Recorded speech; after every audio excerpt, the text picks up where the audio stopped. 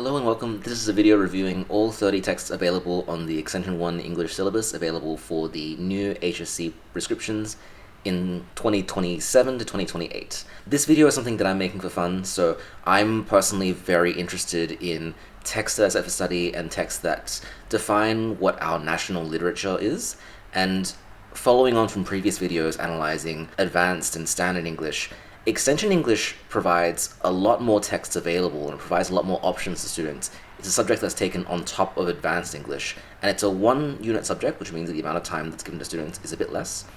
Traditionally, Extension English has been a place where teachers can integrate ideas like literary theory and different types of readings, putting a particular lens onto a work. When I was in Year 12, Extension English was so influential to me, to the kind of person that I became, the things that I think are valuable, and the way that I really look at life and society and all of that. Like, I still think back to a lot of that. And my unit that I studied was life writing and genre studies.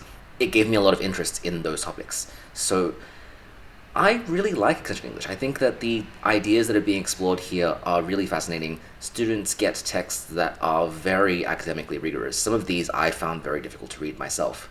And there's also the opportunity for a related text. Only one, but it's one of the remaining places that the related text still exists in English. So all of this to me is still quite exciting, and all of these books are ones that I do really want to talk about. These are mostly just reviewing the books as books, so I'm not talking a lot about pedagogy or how to teach a class or anything like that. I'm not a high school teacher in New South Wales. I've trained as a teacher, but I've chosen a different field. So this is just the hobby interest for me. I'm not affiliated with NESA or anything like that. I think that everything can work. I've said this in previous videos. I think that each of these texts can work for different contexts, and there is so much available here and so many options here that there is something for every school context as required. And of course, be very kind to teachers. This is a lot of different texts. I'm not necessarily making this to assist teachers or students or anything. It's mostly just for my entertainment. But if it does help anybody, I'm glad of that too. Extension 1 English is broken up into two distinct modules. The first one is called Literary Worlds, and there are no prescribed texts for this module. This is a very broad module exploring how literature can represent fictional or real worlds, how words can effectively create all the things that we know, from the physical to the mental, the spiritual. Is a really, really wide module. My assumption for this module is that, first of all, it hasn't really changed from the previous prescriptions. This is a good opportunity for teachers to integrate lots of different small texts to show different styles of writing, and also introduce some very basic elements of literary theory that will then build on to the elective modules. So this is where most of this video will talk about, is that there's 5 separate modules, and of each one there are 6 possible texts. Each one is themed around a particular way of looking at literature, and I'm finding that now that we have one iteration of these modules, they really remind me of like a miniature university course. In the same way that you would go to university and study English and you would pick texts of this region or texts that do this, or comparative studies or something like that. These different modules, each one represents one particular lens of looking at literature in a way that won't overwhelm a student. So we're not going to try and talk about literature as a whole, which is actually kind of what Literary Worlds is trying to do anyway. But instead, we're looking at one angle. There seems to be a move away from explicit theory teaching in these electives. So when I was in Year 12, there were a few different ones that were explicitly theories. There were units on genre theory, units on gender theory, units on post-colonial theory and an orbit name and navigating the global. We had lots of different modules that were explicitly tied to existing theories. Whereas here, they're more just tied to the ways that we read and the ways that we look at literature. There are 5 in total. There is Confessional Worlds, which is looking at ways that literature can represent personal truths and represent hidden or repressed ideas. There is Historical Worlds. These are texts that represent different elements of history, society, culture, and ways of existing. There is Hybrid Worlds. This is about texts that use different elements of literature within the one text, combining different genres or mediums or modes of communication, and really challenging audiences to try and make meaning from these combined ways of writing. We have Natural Worlds, which to me feels like an extension of the previous Representing People and Landscapes module from Advanced. It's looking at the way that literature can show our relationship with our natural world and how we represent nature within literature. And lastly, we have Shakespearean Worlds. Shakespearean Worlds. This is about Shakespeare and the way that Shakespeare has evolved in meaning and significance across contexts. I'll talk about that more when I get there. This last one is really strange to me. So first, schools will need to select a module, and out of this module, from those 6 texts, they'll need to select 3 to focus on during class. And of those 3, students will need to write about 2 in their HSC exam, which is a 1 hour long, 25 mark analytical essay. They need to talk about both texts and also related texts, which means that you don't actually get a lot of words to talk about one particular text. It's not like in advanced we're doing a 1,000 words essay on one text. Instead, it's going to be really either one big 300 to 400 word paragraph or some broken up paragraphs with some links here and there about the one text. And because it's a lot shorter, the analysis is probably going to be more centered around an aspect of the text that's relevant to the module and relevant to the student's ideas, rather than trying to capture the whole thing. There's less of those quotes and techniques that we expect from advanced, and a lot more of the student's own ideas, which is so exciting to me. And because there's so much opportunity for choice, this is the video that I wanted to make the most out of all of these reviews of texts. This is 30 books though, so I'm really gonna have to speed things up. I've slipped my schedule. This video is being released so much later than the other ones. Not because I took time to read the text. I actually finished reading nearly all of these in January this year. There were a few that just delayed me. And it was also the fact that this monstrous pile of texts are all part of this collection, and they have been on my desk for the better part of the year, and finally by making this video I can get rid of them all. We'll start with the first one, Confessional Worlds. The 6 texts in here are The Tenant of Wildfell Hall by Anne Bronte, the novel. We have short stories from Katherine Mansfield. We have essays from Joan Didion's The White Album. We have poems from Birthday Letters by Ted Hughes. We have The Glass Menagerie, the play by Tennessee Williams. And we have The Darjeeling Limited, the film directed by Wes Anderson. The Tenant of Wildfell Hall by Anne Bronte is a odd choice. So this one has previously been prescribed, and I imagine that's the reason why it's stuck around. This is a Victorian-era novel by one of the famous Bronte sisters. Anne Bronte being the least famous of the Bronte sisters. This book also was held back from publication by Charlotte Bronte because we don't know exactly why, but she didn't like this book. And this is probably one of the weirdest of the books of that trio of sisters. It is about a woman named Helen Huntingdon who moves to Wildfell Hall, and she seems to be hiding this strange backstory. We are following a young man named Gilbert Markham who sees Helen move in, and he falls in love with her. He decides to try and court her, but she's really distant, she's really reserved. She has a son as well who she's taken care of in a really conservative way. And so Gilbert Markham first tries to figure out what the deal is with Helen Huntingdon, and eventually it's revealed that she's still currently married, and she's running away from her previous husband who's been abusive to her. What Helen does is she's written her whole life story really in a set of diaries, and she gives the whole set of diaries to Gilbert Markham to try and explain, so here's what's going on so far. This leads to a pretty oddly structured novel. We have the beginnings of a mystery of trying to figure out who Helen Huntingdon is for the first 150 pages or so. And then we have about 200 pages of diary entries that just goes in a completely linear manner. We find out that Helen Huntingdon's current husband, I guess, but the person she's running away from is a horrible, horrible person. He has very blokey friends. They go out hunting, they go out drinking, and he's just very dismissive towards her.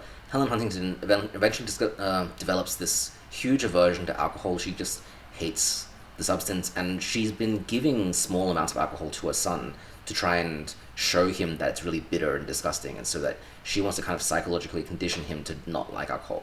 And all of these are kind of extreme positions to have today, but it's also very understandable why someone like Anne Bronte would write about a character like this. She's writing about characters whose moral behavior is totally justified. And here Helen Huntingdon in this novel to me feels like the author wants to justify it. So be very careful with the way I phrase things here. The men that Helen Huntingdon meets through her husband are all varyingly degrees of awful, and they're awful for different ways. There is one friend of Mr. Huntingdon who is just explicitly abusive to his wife, violent with his wife, and those depictions are really painful, especially the conversations that our protagonists have with this abused woman. and her decision to stay in the relationship. That's so hard for me to read.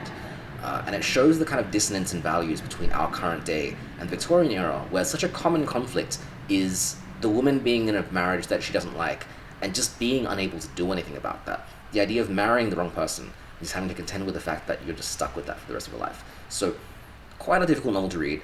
A novel that suggests to me that men are bad, and like, complexly, men are bad. It's not just the case that there are the bad ones and there are the good ones. It's actually, they're all bad in varyingly different ways. Even the men that you think are kind of good can also be bad. And this is a very exposing novel, I think, for both men and women. As a man reading this book, it really does show that well-intentioned actions can still have negative consequences on someone who's been through trauma.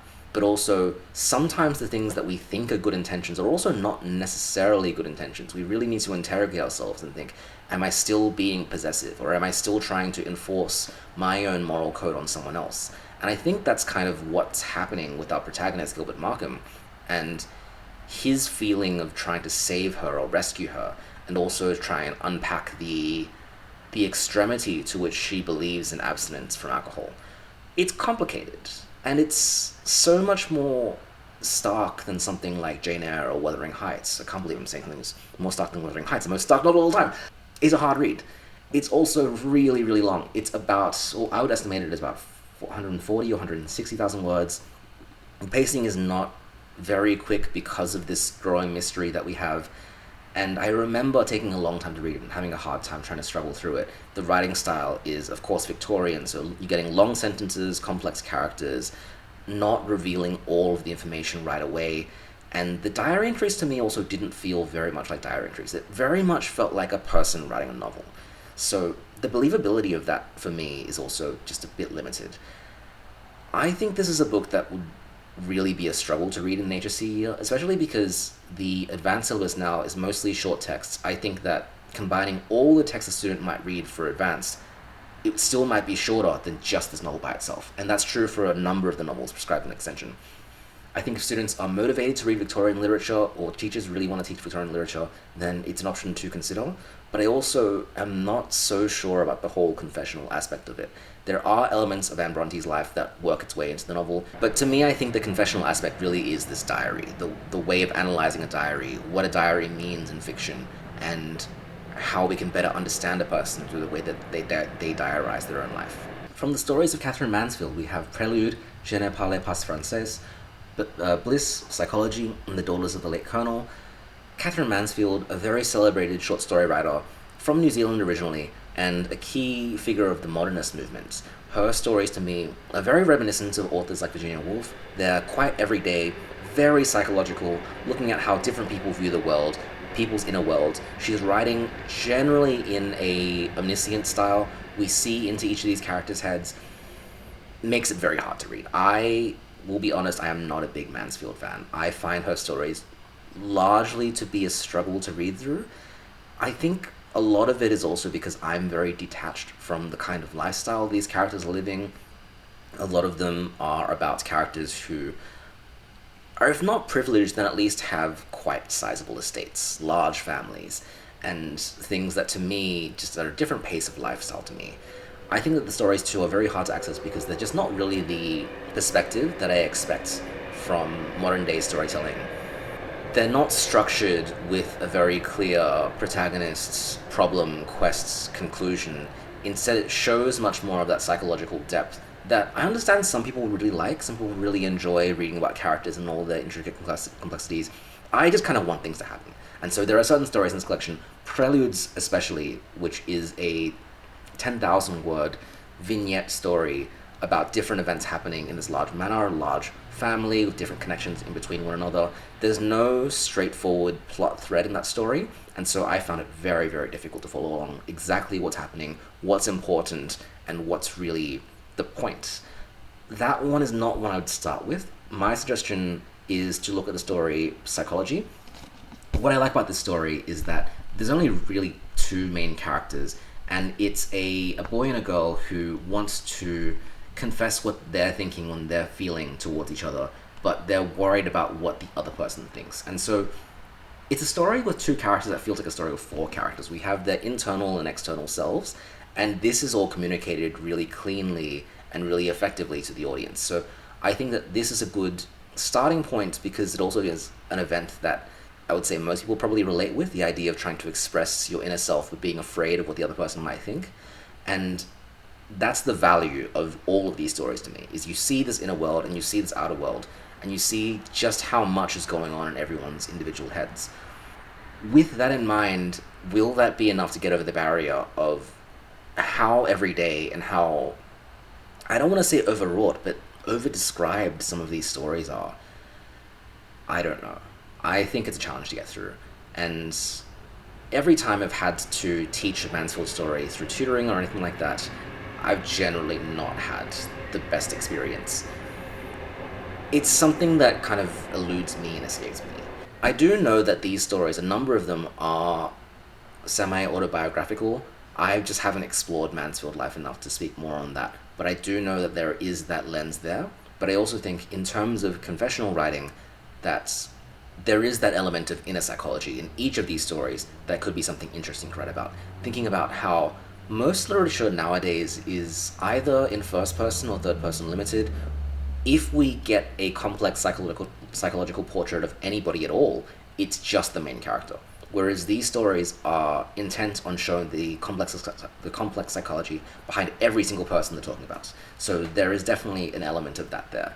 It's not really a book that I would recommend giving to people without a solid briefing, though. I don't think this is something that people in 2025 can just pick up and read and enjoy on the basis of its own merit. I think there's a lot of work and context that needs to be done in order to express what's going on here. We've got 5 essays from Joan Didion's The White Album. That's The White Album, Holy Water, Notes Towards Dream Politic, Bureaucrats and Good Citizens. This is interesting. So I really love Joan Didion as a writer. I think the way she expresses herself in her writing is really warm and honest. You get a sense of a very genuine person trying to work their way through a very complex period of American history. Most of these essays are written around or about the 1960s, and to me, I think there's enough distance between us and that point in time that it is a very quaint thing. It's not something we're remembering, but we're seeing this very crystallized moment in time. And I think the best starting point is going to be the title essay, The White Album. This is about Joan Didion as a journalist in the whole rock and roll culture of the 1960s, interacting with people like Charles Manson and talking about how different people felt at the time, what they were doing, what their everydays looked like, exploring her personality and identity within this as well. She's not necessarily a member, but she's somewhat associated with this idea of gonzo journalism, where the journalist themselves is a real person. They're kind of going along with and living the life of the people they're writing about. And so The White Album, to me, works very well as an example of that. It's very immersive, it's very humanist, it's just a really good read. The next few essays, so Holy Water, Notes Towards a Dream Politic, Bureaucrats and Good Citizens, all of these to me are about American systems. They're about various aspects of organizing American life. Holy Water is about water, about giving irrigation and just living water to California.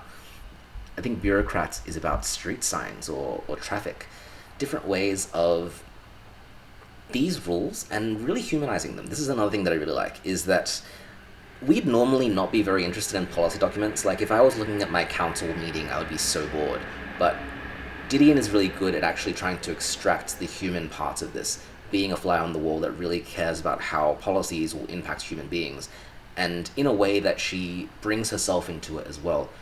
One of my favorite moments in Holy Water is where she thinks about the guy who flicks the switch to unleash water down into Los Angeles, and she thinks about how fun it might be for her to flick that switch. I think making that concrete and making that human is something I love so much about this book. I do want to talk about, so weirdly enough, in the few months between January where I read this and now, there's been this performative man meme that's placed specifically this book as one of the things that performative men like to talk about and express in order to try and pretend like they're allies. I find that so funny. And I know that this meme is not going to have longevity by the time that students are reading this for the HSC.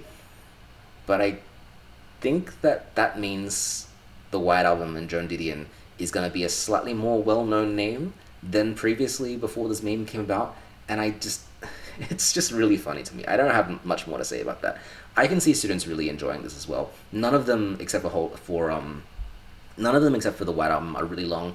If you put all of them together, you get about 80 pages in total, and they're small enough to discuss in a classroom context. I think this is a very achievable set of texts to look at, and there are concerns about content. It does talk about alcoholism and drugs that are natural for the 1960s, that are kind of always present in discussions in the 1960s.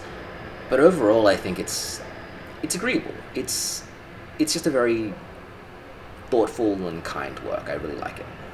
And I think that the students who grow up reading authors like Joan Didion will grow up to be very, very cool people. Next one is Poems from Birthday Letters by Ted Hughes. This is one that I did when I was in high school, and this collection will just not go away. It's been prescribed so many times, the poems have been rearranged so many times. Ultimately, the whole collection is a response to media criticism of Ted Hughes and his role in the suicide of Sylvia Plath, his late wife.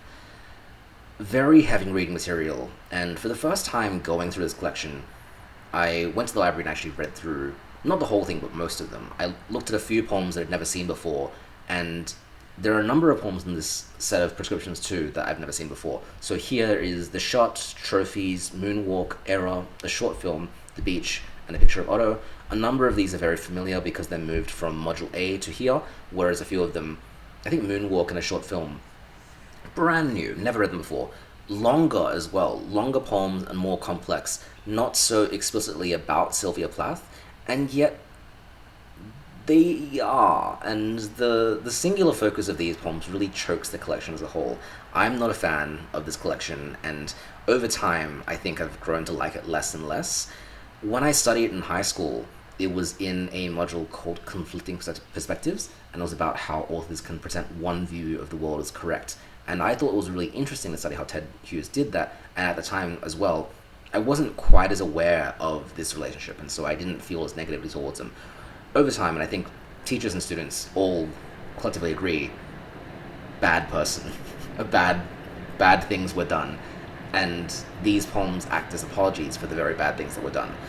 I think that studying these poems separate from Ariel by Sylvia Plath feels really hollow. I think you need to know the drama of this relationship, or like the consequences of this relationship too, before we can make a proper assessment of these poems and what they're about. They're so laden with the monikers of the relationship, the things that were publicly known and the things that were theorized about them.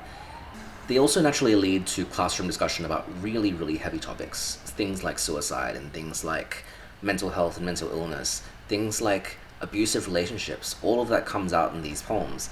And to analyze them and the way they represent the internal life of Hughes, but also the imagined internal life of Sylvia Plath, it is complex. I think that there is good analysis that can come out of this, but I've also had lots of conversations with students I've tutored where they've just absolutely hated Ted Hughes, understandably. But the hatred of Ted Hughes leads to a refusal to engage with the work, which also, to me, understandable.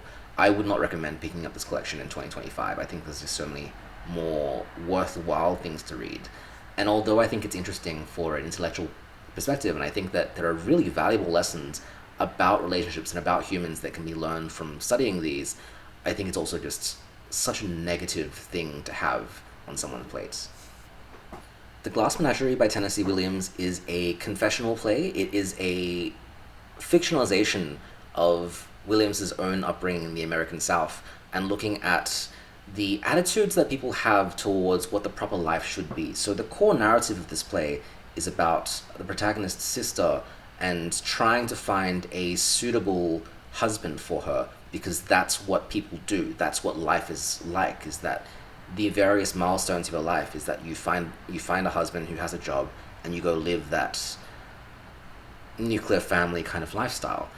We have the protagonist's mother who is a very tragic success story of this style of belief. We have her believing that she's basically won at life because she has that house, she has the children, and she thinks that this is wisdom for her children to live in the exact same way. But the story also explores notions of mental health and mental illness, and how that clear-cutter way of looking at life is definitely not true and correct for most people, let alone all people. It's a pretty hard play to read in that sense. I think it touches on some really heavy topics, as do most of the stories in this, most of the texts in this module. It was not one of my favorite of the Tennessee Williams plays. I think that I really admire Williams for his attention to detail and his psychological look into his characters, and I understand why this play has been put on the prescriptions in this way. But I also think that the actual narrative itself, it's quite short, and I wanted it to be a bit deeper than what I felt of it. I think that this play is useful fitting into these set of texts because it can be looked at a bit more quickly. It does have a simpler plot and simpler set of characters, but it does lead to really valuable discussion as well. So overall, I think it's a nice. Overall, I think it's a good choice. It works. Lastly, the Darjeeling Limited by Wes Anderson. At first, I was very confused.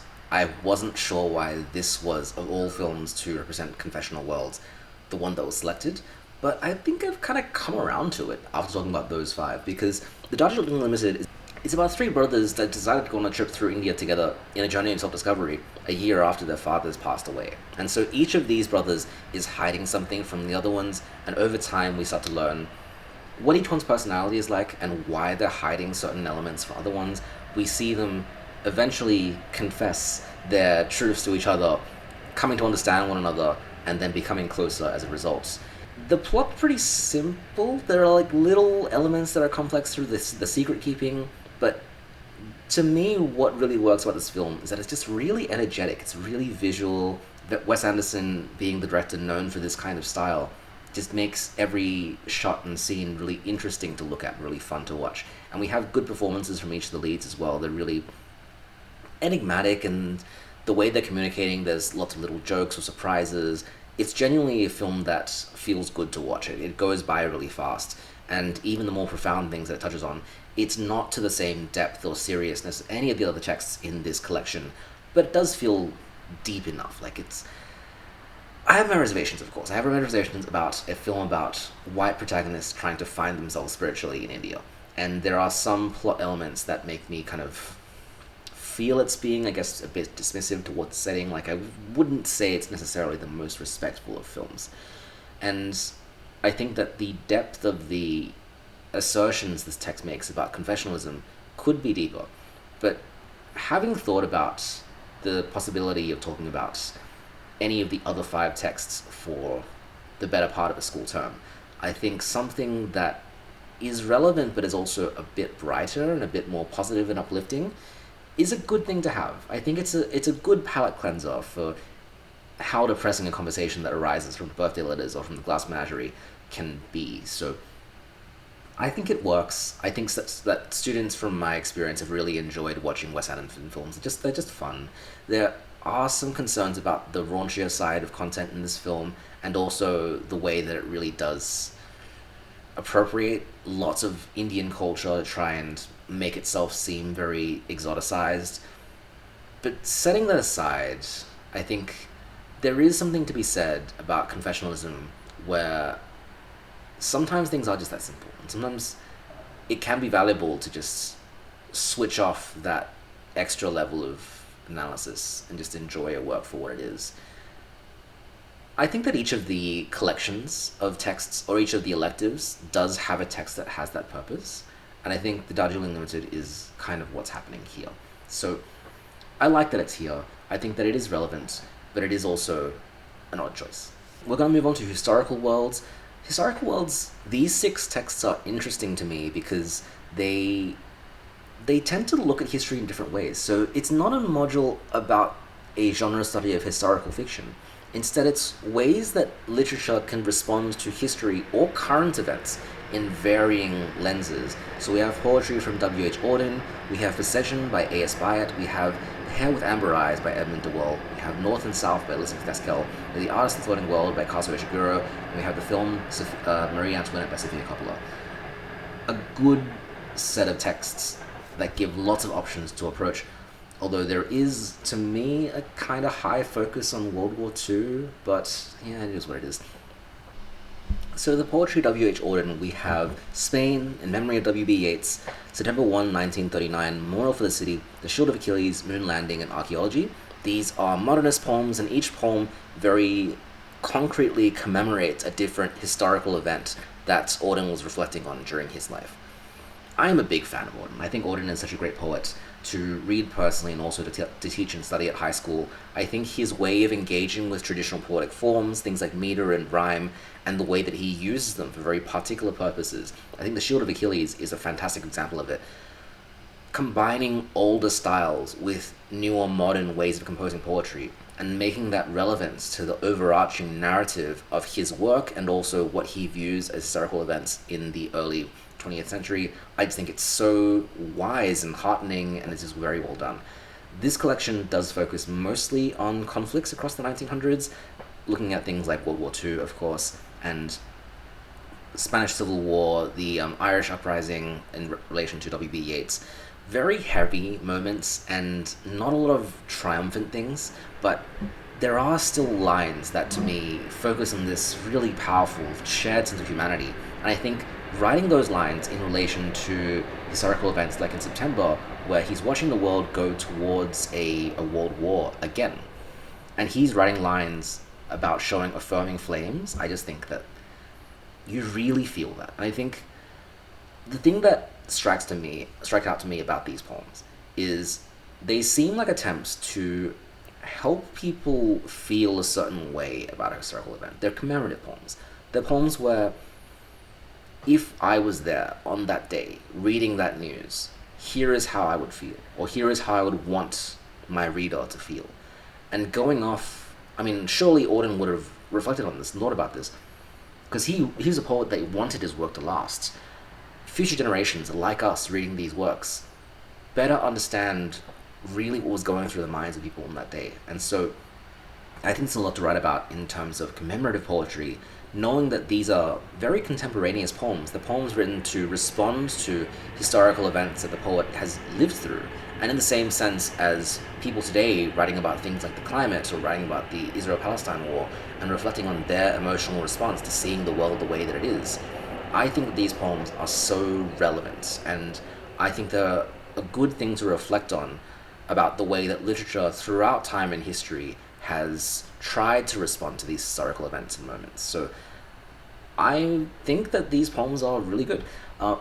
Just to note that this is a really long set of collections, a long set of poems. They're poems that are much longer than what you would expect in advance. The total word count I'm looking at for these poems is 4,000 words, which a lot of it's owing to Memorial for the City, which I hadn't read before reading it through this collection. It's a very, very long and very multifaceted poem. It's divided up into different sections, and each section has a different poetic structure and style. It'll take much more than a period to go through, but that richness, I think, is why people come to Extension, is that it's so varied, it's so multifaceted. In one poem, it's looking at how different forms of poetry operate for different purposes. It's just great. It's really, really good. I'm very excited by this, and I think that it's nice that even just through this collection of 7 poems, we have a fairly deep and varied look at how various forms of poetry can be used to represent historical events and ways of thinking. I think it's really cool. Possession, a Romance by A.S. Byatt is, I believe, the longest novel available in all of Advanced, Standard, and Extension English. My copy is 503 pages, which is not necessarily the best estimate for this, because this book also has tons of poetry written in it. So the premise of this is that we have university professors who are experts in these 2 fictional Victorian poets, so Randolph Henry Ashe and Christabel Lamotte. They find out that their poetry, which historically has been analyzed to be about nature or spirituality or something like that, actually you can find clues within them to reveal the fact that these two had a hidden relationship. They were inspired by one another, and they were in a hidden, like, physical relationship with one another. And so this is going to sound so silly for me to say, it's an academic thriller. It's a book that tries to thrill audiences with the idea of a new academic discovery. And it even uses the politics of the 1990s academic scene about what you can publish and how you publish it. What does it mean to actually provide a counter argument about history to somebody else, and how different forces might actually try to suppress what you're trying to write about, because people expect history to be one way, and when you go against that narrative, there's a natural resistance to it, even if there is real primary sources to prove one thing is true. That sounds interesting intellectually, but I also remember, so this is a novel that I read a few years ago. I didn't read it recently, again, in preparation for this video, but I do remember having a really hard time reading this, because what A.S. Byatt has done, and I find it so impressive, but also so kind of bewildering to me, is that there are a number of chapters that are written mimicking real correspondence in the Victorian era. Real narrative poems in the Victorian era, real letters, real diary entries, and that's pretty hard to read, especially when we're jumping back and forth between a more modern narrative style and a more historical style. It's a hybrid text that looks at how we might be able to understand aspects of a person's life through their writing and their correspondence, and sometimes the things that we write might reveal more than we plan to. It teaches us about different forms of literary analysis and looking at how our understanding of context might help us read a historical text better, but it's also about fictional characters. And so, of course, the way the novel's written, it contrives these fictional characters in their writings to be relevant to the plot. It's not a novel about real poets, even though they feel so believably like real poets. Like Randolph Harry Ashe, to me, feels so much like Robert Browning, and Christopher Lamott feels so much like Christina Rossetti. If you're familiar with that kind of poetry in those poems, it's amazing just how authentic the poems that are written in this book are. But this is also a pretty niche interest. I can imagine students just not wanting to meet the challenge of how much this book asks of its audience, and I would agree. I think when I was reading this too, I didn't want to meet the challenge of the whole thing. I just didn't know enough about poetry or care enough about 1800s poetry to feel thrilled by this novel, and I just wanted to be over. I just wanted to finish it. It's a challenge. I think that if the prior knowledge is there and if the interest is there, then it can also work really well, but it's a hard sell, and it's such a big book as well. It's such a commitment to try and get through. It's intellectually interesting, but practically, I would say it's very niche. The Hare of the Amber Eyes is a non-fiction book that I have a lot of problems with. So this is a book that chronicles the collection of Netsuko, which are little carvings, little animal carvings that I didn't know this until I read this book, but became extremely fashionable in Europe. So there was a period of Orientalism around the 1800s where anything Japanese, like Japanese culture, Japanese artwork, but especially these little carvings, became almost a kind of status symbol in Victorian England and in Europe in general. So people who are very wealthy flaunted their wealth by trying to buy these artifacts from different cultures. And so we follow the journey of these carvings from their native home in Japan to various locations in Europe, and seeing how they survived everything in Europe, from migration to changes of laws and changes of countries' borders, World War I and World War II, and eventually seeing these things passed down through the heritage of the author Edmund de Waal and then being returned to Japan. I think this book could probably have interrogated that idea of Orientalism a bit more, and it doesn't really. It's mostly about using these objects as a kind of centralizing anchor to tell the story of Europe in the 20th century. And so we see the transformation of cultures and ideas, we see these things survive through conflicts, and the entire time I was thinking, yeah, but they don't mean anything. Like, we're talking about World War II, and the thing that this book is trying to get us invested in is the survival of these little trinkets that only are even in Europe because of Orientalist tastes in art. Whereas World War II is about more important things than this.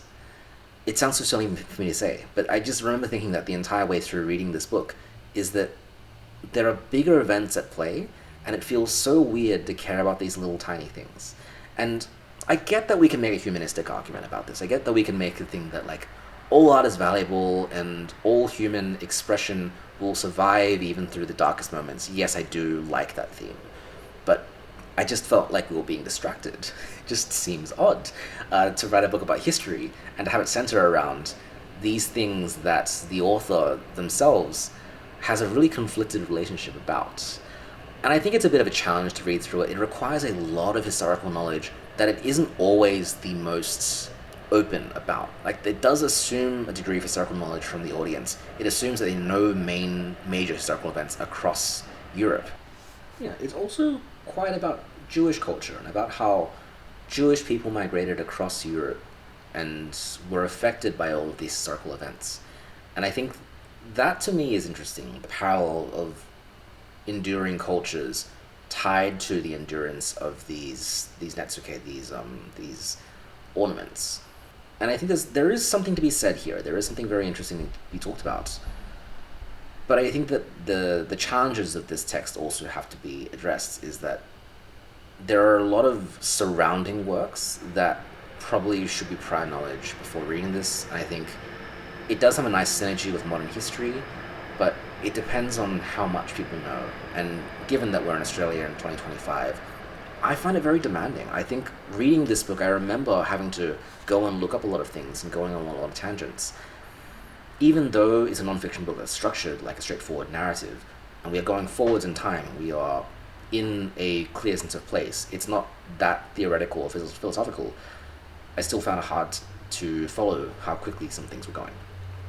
North and South is another one of those books that confuses me. So this is a novel that's set in the industrial region of England, and it's chronicling the changes of industry and labor that were happening. But it's also a very straightforward romance story. So we follow Margaret Hale, who moves to this industrial region called Milton, and she falls in love with John Thornton, who's the owner of the factory there. And while she's there, she also develops a lot of friendships with workers and people of the lower classes, and it results in her becoming quite embroiled in a labor dispute in this factory, where the workers revolt against John Thornton because they want proper treatment, they want to have their values heard. But the novel also is very clear about representing the working class's kind of inability to organize. They have very simple wants and very simple ways of living, and that's something they've become very used to. So although Margaret's become very sympathetic to them and listens through the struggles they face, she also recognizes that there's this stark difference between the ruling capitalist class of John Thornton and the humbler working class of the people that she meets.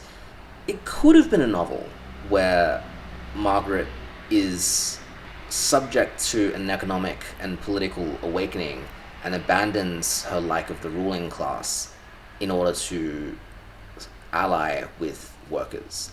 And it is not that. It's instead a novel where Margaret, who's a fantastic heroine, by the way, I think that she is a really motivated and principled character who is interesting to read about. She puts herself right in the middle of this labor dispute, and she protects John Hale from an object that was thrown by the mob. And in doing so, I think she wins the respect of a lot of characters. But she doesn't let go of the fact that she thinks that all of this can be resolved through diplomacy. She thinks that John Thornton just needs to be nicer to his workers, and that's all that really needs to happen. She doesn't see things building towards a big class conflict, which ultimately is what happens in all society in the late 1800s, 1900s. She doesn't see revolution. She instead sees a lack of kindness and a need for more kindness, which, I mean, we've moved way on from that, right? Like, society is so different from that at this point. Elizabeth Gaskell is writing about contemporary events, and she's writing not necessarily even to memorialize things or commemorate things. It's different from Auden. I think that she's just writing contemporary social realism fiction in the vein of Charles Dickens, where she's just trying to tell it as it is. She's just trying to write about what life looks like from different vantage points of society. And she's being honest to what it means to be lower class in the society, and she's being honest to what it means to be higher class. And she's looking at the strengths and weaknesses of each.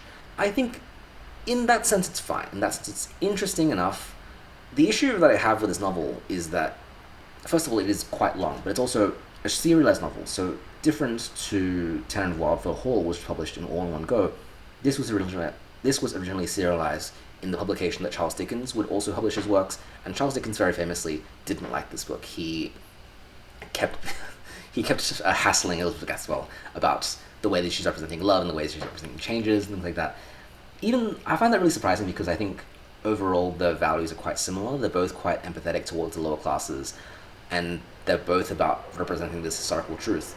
But the way that this book's plot unfolds does go a bit off the rails, so a number of characters towards the second half of the book die in very unpredictable ways, and it's not really connected to the plot or themes of the novel at all. And I just remember feeling really disappointed by the end. It felt like things kind of fizzled out. It felt like people died in a really convenient way, and that resulted in certain characters becoming more introspective and letting go of some of the things that we're really passionate about in the first half. Which, yeah, I guess that's kind of how things work in real life as well, but doesn't feel satisfying from a narrative perspective, especially when things have been building and there are really big and powerful and memorable scenes. You want an ultimate payoff, but you also kind of feel like this novel's kind of riding its way into a wall, that it can't be the solution for wealth inequality. And so how will it end, really? How can it give a satisfying conclusion, and then it kind of decides that the satisfying conclusion is just the love story? So yes, I think it's interesting to read this today as more of a historical document for how people felt and thought at the time, but it's also a real challenge to do so. It takes a lot of empathy to do that, and in this module, with a number of also very long texts, so Possession is a very long text, The Hare of Amber Eye is also quite a long text, this is just another thing to add to students' reading lists, and I can't see people finishing a book like this that's not paced very well in the difficulty of the HSC year. And Islands of the Floating World by Kazuo Ishiguro continues to be an incredible book. So this was previously prescribed in Module B, and now is moving its way to extension. I think it works really well in both locations. It's a really well-constructed book. It's very small, but it's also very meaningful in the runtime. It is about a artist in Japan reflecting on his life in his younger days, deciding to paint in the ukiyo-e style, which is about courtesans and night markets and night scenes, and then changing his style to be more nationalistic and patriotic as Japan was imperializing during the Second World War. It's about an older person reflecting on his values and how he, as someone who has been very principled, refuses to change this whole time. And so it's a postmodern look at the way that people can be unreliable, their memories can betray ourselves, and we might not be able to actually see the world the way that it is because our values and our presuppositions cloud our ability to see the truth. And I think in a module like Historical Worlds, this is very, very interesting because it's a book about how individuals have biased views towards historical events, and it's a book about how no source is unbiased, that art is always made for a particular purpose and it reflects something that's particular in society. And so comparing or considering this book alongside something like North and South or something like Auden's poems, which are written during the period of time that they're writing about, we get to make a much, much more complex argument about how different societies and different cultures view the past and the present. Because ultimately what you get when you analyze an Islands of the Floating World in the lens of this unit's module is that we have our present tense modern day look back at this character. We also have the 1950s and 60s changing face of Japan look back at this character. We also have the childhood and the pre-World War II attitudes of this character. We have different historical lenses to look at this life and to look at this artwork. I just think it works in such a complex way, and I think there's a lot to talk about. I think the smallness of the novel too lends well to an essay that the students aren't writing a whole lot about. They can focus on particular scenes or particular characters, particular beliefs, and that still works out really well in a way that is a lot easier than trying to cram all of Possession into one paragraph. I think that of the prose fiction in historical worlds, this one is very straightforward. That I have heard students read this book just on their own without a lot of guidance and come away enjoying it or really liking it. So, yeah, it's good. And lastly, Marie Antoinette by Sofia Coppola. This film knocks that out of the park. This film is such an interesting work to talk about for historical worlds, because this is a historical fiction film about the life of Marie Antoinette, the last queen of France, but also it's she's still, I don't know, the queen of France in the French Revolution, but it's also a teen coming of age film. And the way that it does that through the filmic language is just electric. It's just so fascinating to me, because I think what the film is really good at is that it assumes the audience is coming at the film with certain presuppositions. There's really two audiences that will view this film. There's the general movie-going audience who's familiar with tropes and familiar with genre and has seen films like Legally Blonde and, well, like Freaky Friday, like teen women growing up and coming into the expectations of the society. I think the filmic language of that is perfect. The way the film starts and just showing Marie Antoinette getting out of bed and getting ready to go into a new kingdom is framed exactly the same way as any of those coming-of-age films where our main character gets up and gets ready to go to school or go to college or go to work. We see that functioning, and then we're presented with the very bizarre world of the French aristocratic court. We see the expectation that's placed on Marie Antoinette to birth an heir for the king, and also to function within the decorum of her society, which she just refuses to do. And this is where I think the teen comedy genre really intrudes itself, is that it interprets the behavior of Marie Antoinette as someone who is infamous in history for being very hedonistic and enjoying luxury, and presenting that as naturally what would a teenager do if she became queen, and if she suddenly had access to all the pleasure that was available in that kingdom. Of course she would behave like that, and of course it would be fun to do that. And so what this film gets to do is actually, I don't want to say have its cake and eat it too, but it's fun. It gets to be fun about history, and it gets to show just how luxurious and just how magical it might be to have all this power at your fingertips and just to unabashedly enjoy it all, to go to the opera and stand and applaud, to go shopping and to buy all the various luxurious fashions of all the world and have all that at your fingertips. I think having that is fun. And putting that aside, right, as being a film that's both a historical film and a teenage coming-of-age film, I think that the response the public had to this film was so fascinating, because I think titling the film Marie Antoinette and getting people to go there because they want to see a historical film, they want to see a film that's true to reality, they want to see a film that will enlighten them about what the past was really like. We have a certain visual language that we expect from that genre of film. And when we don't get that, and when we instead get montages of pop music, it's just such a jarring effect, and it creates such interesting discourse. And I think that this film is just really daring, it's really interesting, the way that it's so aware of filmic language and culture, and also what people might be even kind of offended by. I think the fascinating thing for me is that people were genuinely offended by this film, not just calling it inaccurate, but calling it irresponsible. But isn't that a mechanism of historical fiction to help the audience feel like what it might feel like in that particular era, and to use the tools of our current culture in order to do that? I think this film presents a really good argument for that being a valid way to tell a historical story. And so that means that it works fantastically paired with any of the other texts in this collection, because it is so interested in history, and it's interested in the way that literature represents and engages with history. I just think it's so fun. I think it's just a really oddly positive thing to do in terms of storytelling. And even though, of course, it has a tragic ending and all of that, and of course we have to have conversations about how responsible is it to tell a story like this, you forget that, and you forget the immorality of the time, because it's entrancing. Film and all storytelling can be entrancing, and that's a thing that's worth talking about as well. So hats off, amazing, great text choice. Moving on to Hybrid Worlds, this is a really complex elective and complex set of texts. It looks at hybridity in all of its forms, in genre hybridity, in form hybridity. It looks at very modern and current texts and the way that it pushes the limits of each of its respective mediums in order to communicate beyond what straightforward prose or straightforward poetry could communicate.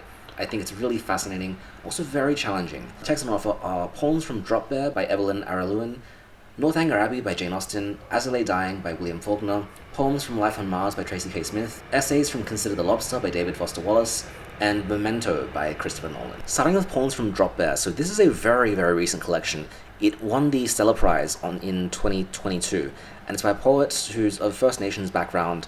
These are very experimental poems. They use lots of different forms, and I think having read through them just then, I could count maybe 5 or 6 different forms. There's personal narratives, there's fairy tale, there's prose and political, polemical, there's verse, and there's all sorts of different experimental modes and engaging with other textual modes as well.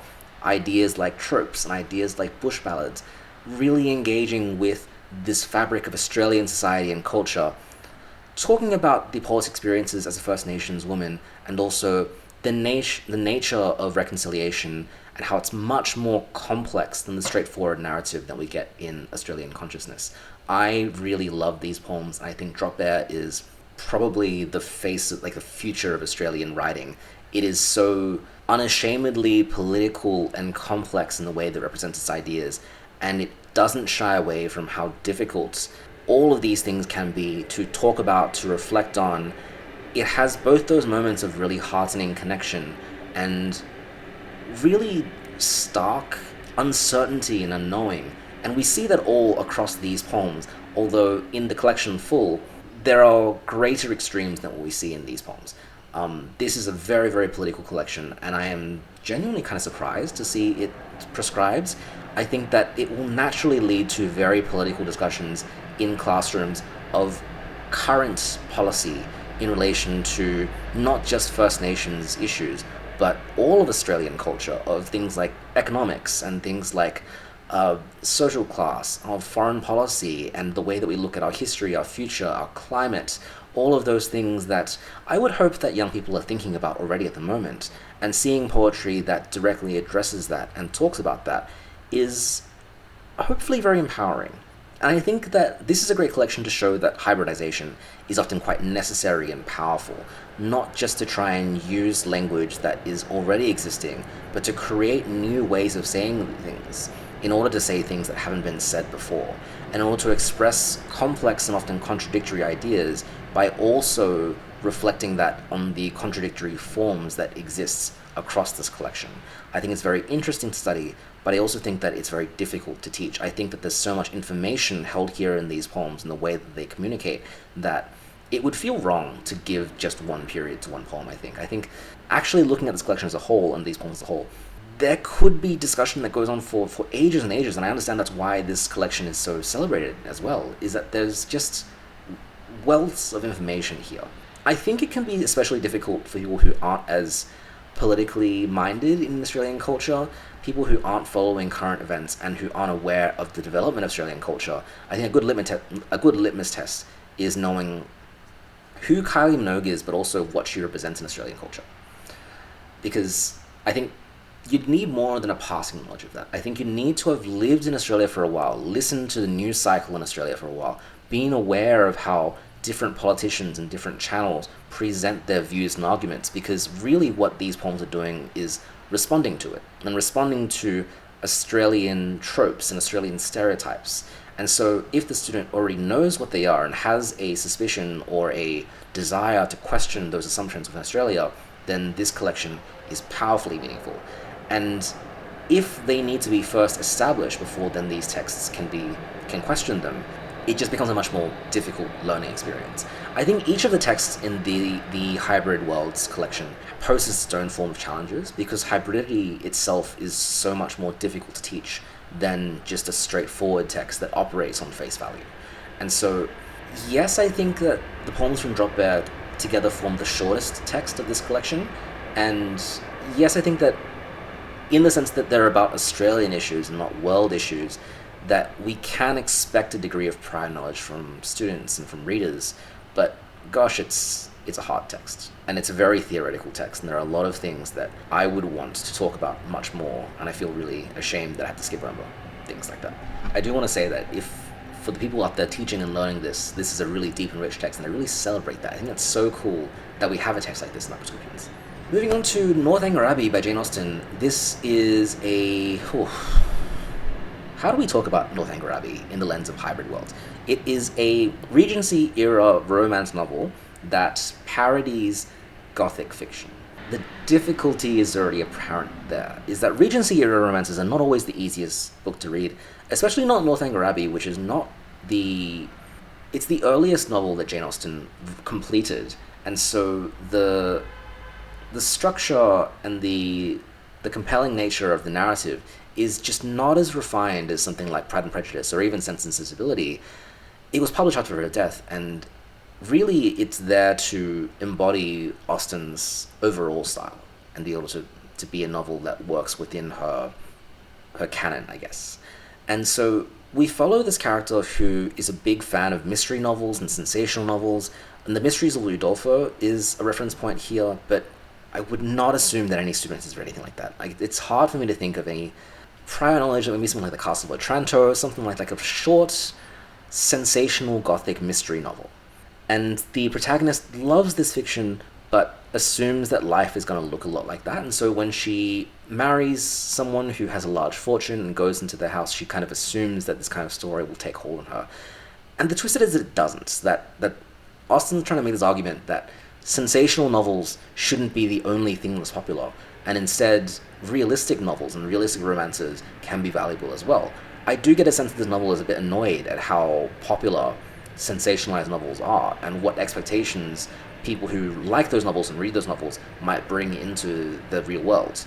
But sensational novels are cool, and so this is kind of my gripe with this novel, is that I like mysteries, and I like when supernatural events or deep hidden secrets, like when they have a significance to the plot. And this novel really makes fun of that. It kind of makes fun of the idea that a person might assume there's anything more than just a simple explanation to the story. And if you can enjoy a romance narrative on its face value for what it is, then yeah, it's fine. And Austen's a good writer, and that's not a controversial opinion. But I don't think this is one of her best novels. And I think that there is a challenge, well, multiple challenges here, is that first of all, to understand that it is a parody, understand how its parody is working, but also to read along with a book that I think, because it's a parody, is just a less engaging book. It feels mean for me to say, and it seems odd that there are so many different examples of hybridized fiction, and this is one of the ones that we get here. I also think that there's not a lot of opportunities to study 1800s literature anymore. I did a quick survey of all the texts that are prescribed in this new set of syllabuses. Across standard and advanced and extension, there are only 8 texts from the 1800s available across all of the 80 possible texts there. So in advanced there is Pride and Prejudice, and I think a student might be a bit overloaded if they do both Pride and Prejudice in advance and Northanger Abbey in extension. I just think that this really stands out in comparison to every other text in Hybrid Worlds, which is much more overtly hybrid in what it's trying to do. Northanger Abbey, yes, it does give you an opportunity to talk about parody and talk about genre, but to establish those things, I think there's just a lot of prior knowledge that needs to be done. As I Lay Dying by William Faulkner is a short novel and a deceptively difficult one. It is, I would probably say, is the most difficult text out of all the texts available in extension, because it's a Southern Gothic novel. It's about a woman who's passed away, and their large extended family is taking the body on a convoy to bury them where they originally came from. Apologies, I've just forgotten the names of the characters. But it's a large family, and there are 17 different perspectives that tell the story across this roughly 50,000 word novel.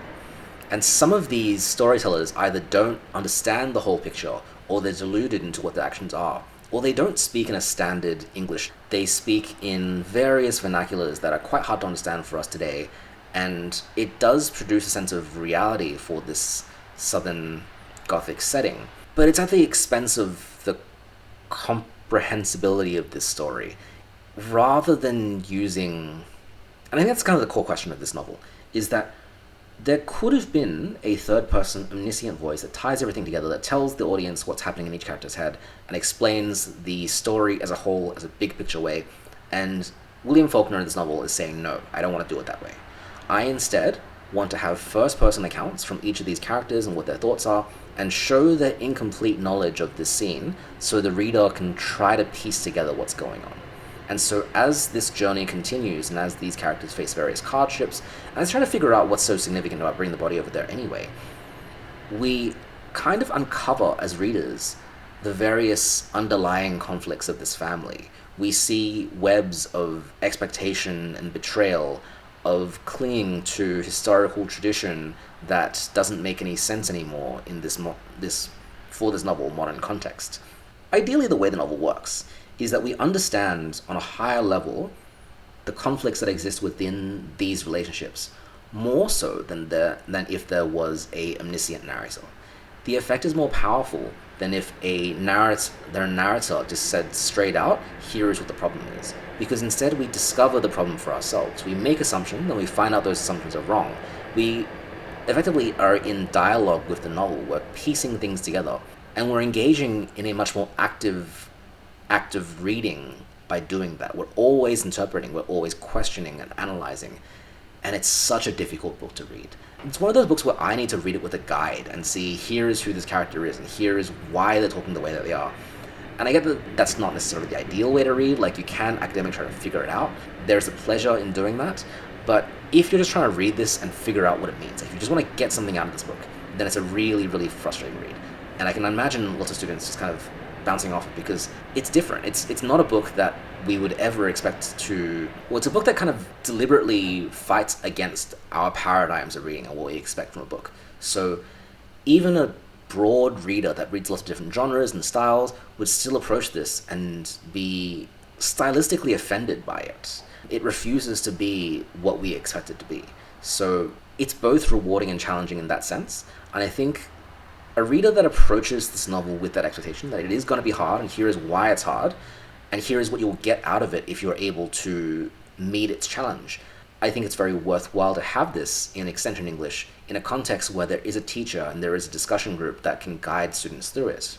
I don't know what other context people will have to read a William Faulkner novel like this, but I will also say that for most of my life, William Faulkner has been like my nemesis. I tried to read him at university and did not understand a word, and it only took me until, I think, pretty late into my reading life, like maybe last year or the year before, where after I'd read maybe hundreds of other books, and I kind of had a standard baseline of what different perspectives were available for authors to choose from, and why none of these were really appropriate for what Faulkner was trying to do here, that I can then meet the novel at where it is and try to respect it for what it's trying to do. So it's tough, and it's a lot to take on in a year 12 year, but it's also very rewarding.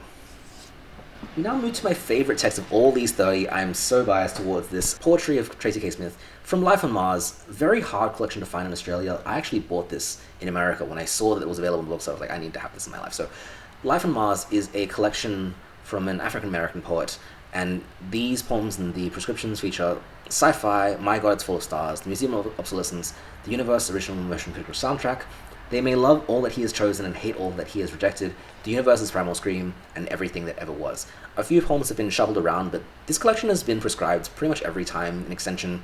I've never met anybody who studied or taught it, which is such a shame, because these poems are incredible. In fact, My God, It's Full of Stars is probably my favorite poem of all time. When I was studying at university to be a teacher, I set myself a silly challenge of trying to read all of the prescription texts, and now I've succeeded it. But when I read Life on Mars and when I read My God, It's Full of Stars, that unlocked for me the potential of what poetry could be. I think the depth of emotion that I felt when I read that poem, and I just understood history and identity and science and the universe, like I just felt so enlightened from reading it, and also just the way that the language sounds as well is just really, really constructed and beautiful. It just feels like music to say it out loud. It's one of the most pleasant experiences I've ever had with poetry, and I am so glad this is on the prescription list. I strongly recommend it. It is a bit weird to talk about in the lens of hybrid text, because it's not the most hybrid of all text. I think that the poetry here, for postmodern poetry, is fairly conventional. It's free verse. It does have some organizing formats to it. I think the real hybridity is coming from its use of illusion, its use of genre, its aligning with science fiction, with film, with music, and historical events, and drawing upon all of them. And a poem that's been added, They May Love All That He Has Chosen and Hate All That He Has Rejected, is a section poem that has letter correspondence in it. And it's actually a poem about the aftermath of mass shootings in America. This collection is a bit older now, so it's not in reference to things that have been in the news in Australia, but it does name victims and perpetrators, and it has letters from, and the section is actually called, In Which the Dead Send Postcards to Their Assailants from America's Most Celebrated Landmarks. It is just it's such an emotional moment, and I just felt like weak after reading that. I think it speaks so much the truth of what it is to live in the late 20th and early 21st century, of experiencing tragedy on, I mean, for Smith, a national scale, but for us, a global scale. To know humanity's place in the universe and to try and come to terms with all of that, and also be saturated in this amount of popular culture, of politics, of different things pointing us in different ways, and to try and find some degree of clarity and be aware of our smallness and all of that. I think these poems achieve that, and I think it's just a really valuable thing to read for anybody. So very, very excited that this collection continues to be here, and very excited to hear people read it, people talk about it. It's really, really, really good. Essays from David Foster Wallace's Consider the Lobster. So this has Authority in American Usage, The View from Mrs. Thompson's, How Tracy Austen Broke My Heart, Up Simba, and Consider the Lobster.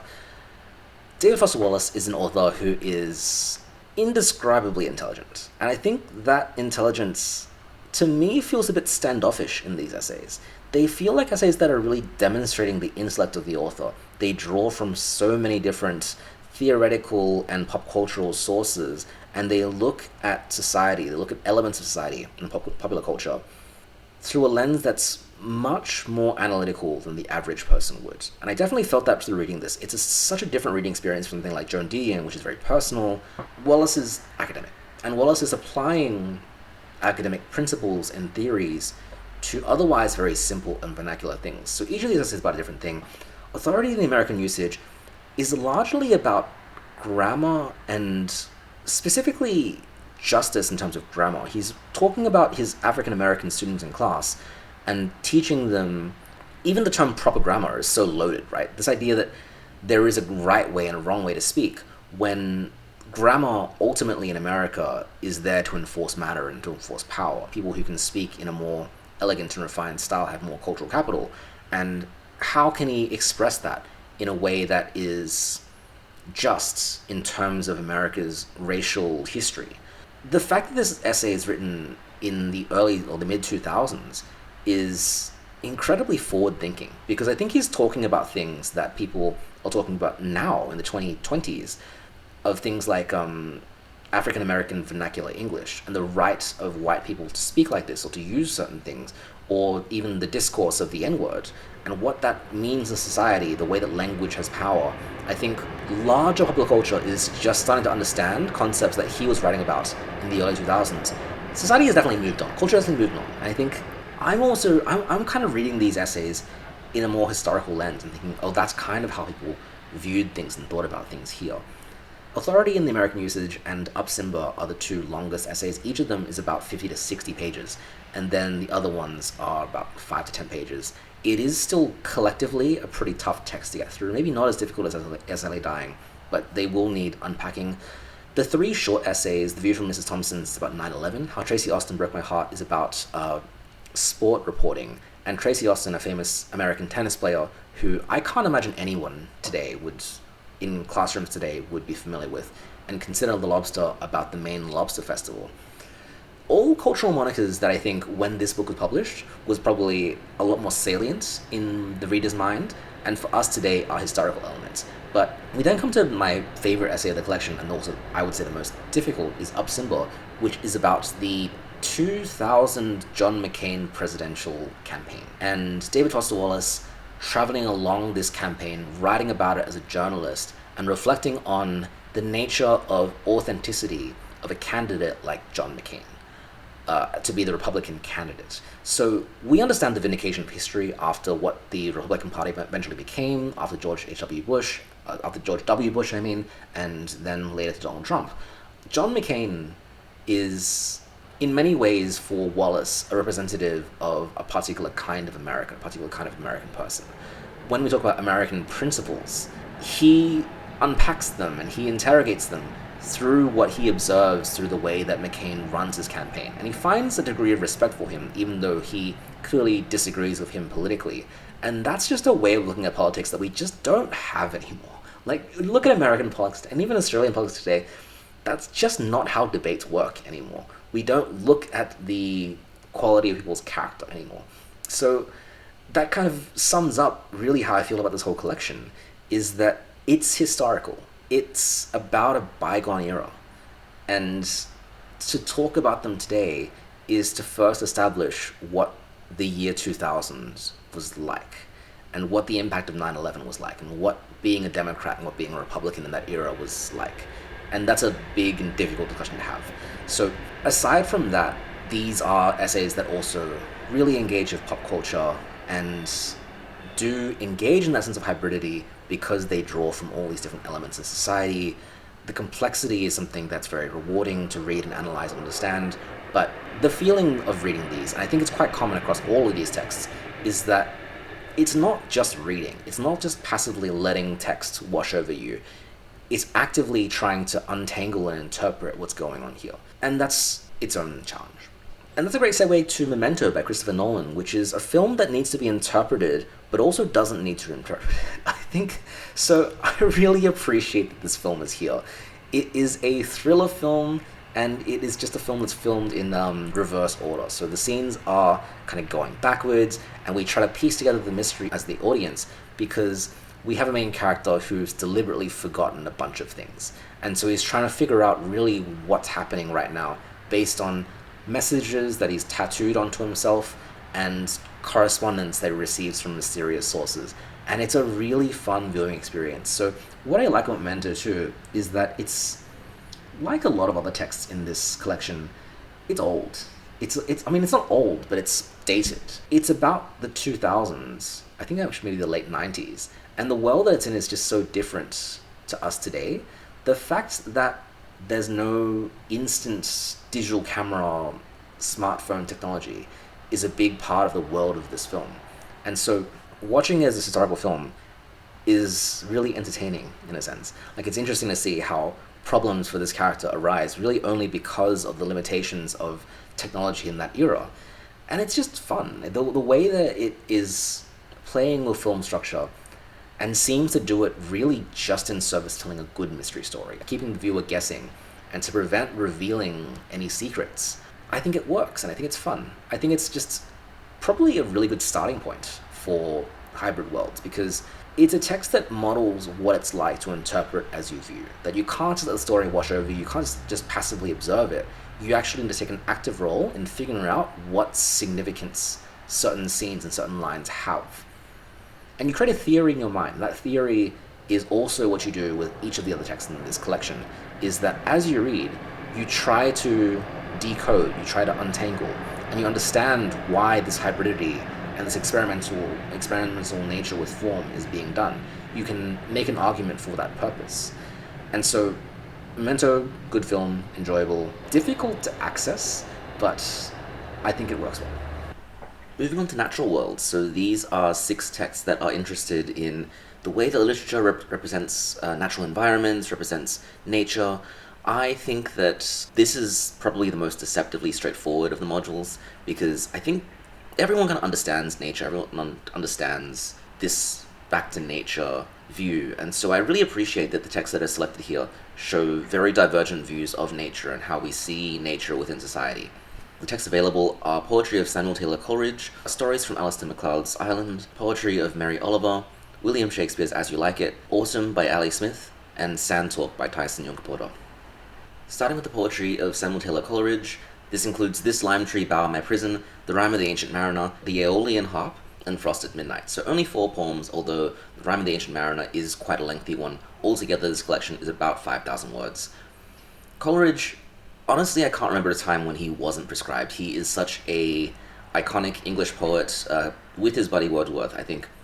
They just create literature that feels like poetry at its most default to us. His work was so influential within the Romantic era, and how it shaped eras going after it, and how he engaged with ideas of classical literature as well. It's just poetry. It's like, of all the poets that are prescribed, you give someone a Coleridge poem, they'll look at it and they say, oh, it's poetry. The way that they read it is very defined in what we still assume to be poetry today. There is rhythm, there is meter, there are rhymes, there is a very rigid but also free-flowing cadence to everything, that we understand that this is writing that's been very carefully constructed in order to serve a purpose, and it's difficult enough or it's archaic enough that there is a bit of untangling so that we can try and figure out what does this poem really mean, right? What's trying to be said here? What I like about these 4 poems is that they're a bit longer, so they do give students opportunities to try and untangle things, to look up the mythological references, and to try and gain a deeper appreciation of all of these. It just feels like you're studying English when you read Coleridge. It just feels like you're in high school or back in high school, and you're doing something that people in the past have done and people will continue to do. I also like that most of these poems are quite uplifting. They talk about how nature can have a really healing presence.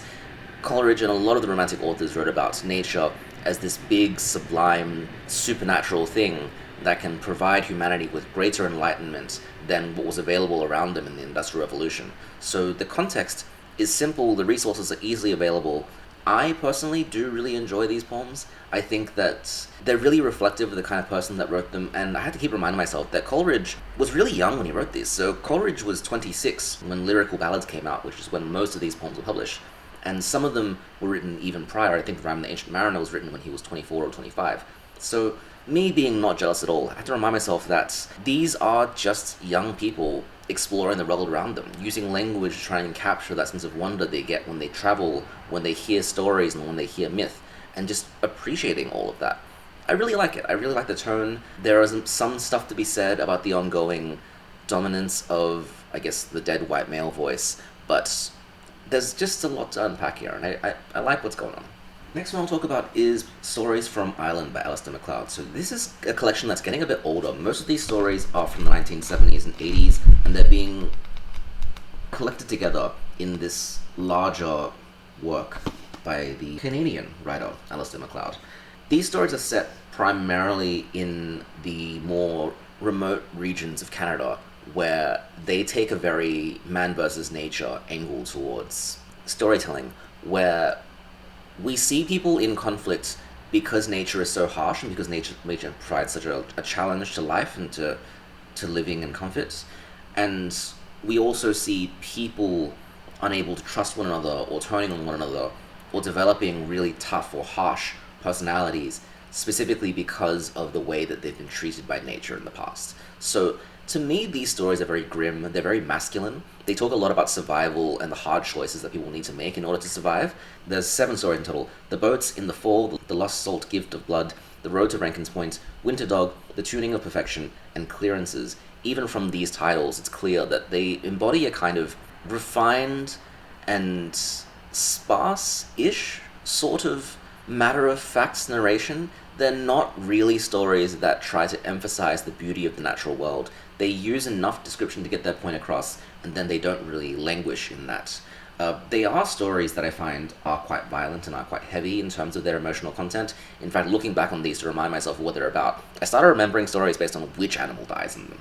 It's terrible to say, but that's really the way I think about these, is that they're just stories that just want to punch you in the gut as hard as they can, with the looming presence of nature's enormity as this overarching theme. I don't particularly like them. I think I like 1 or 2 stories, but I can't read all of them in one sitting.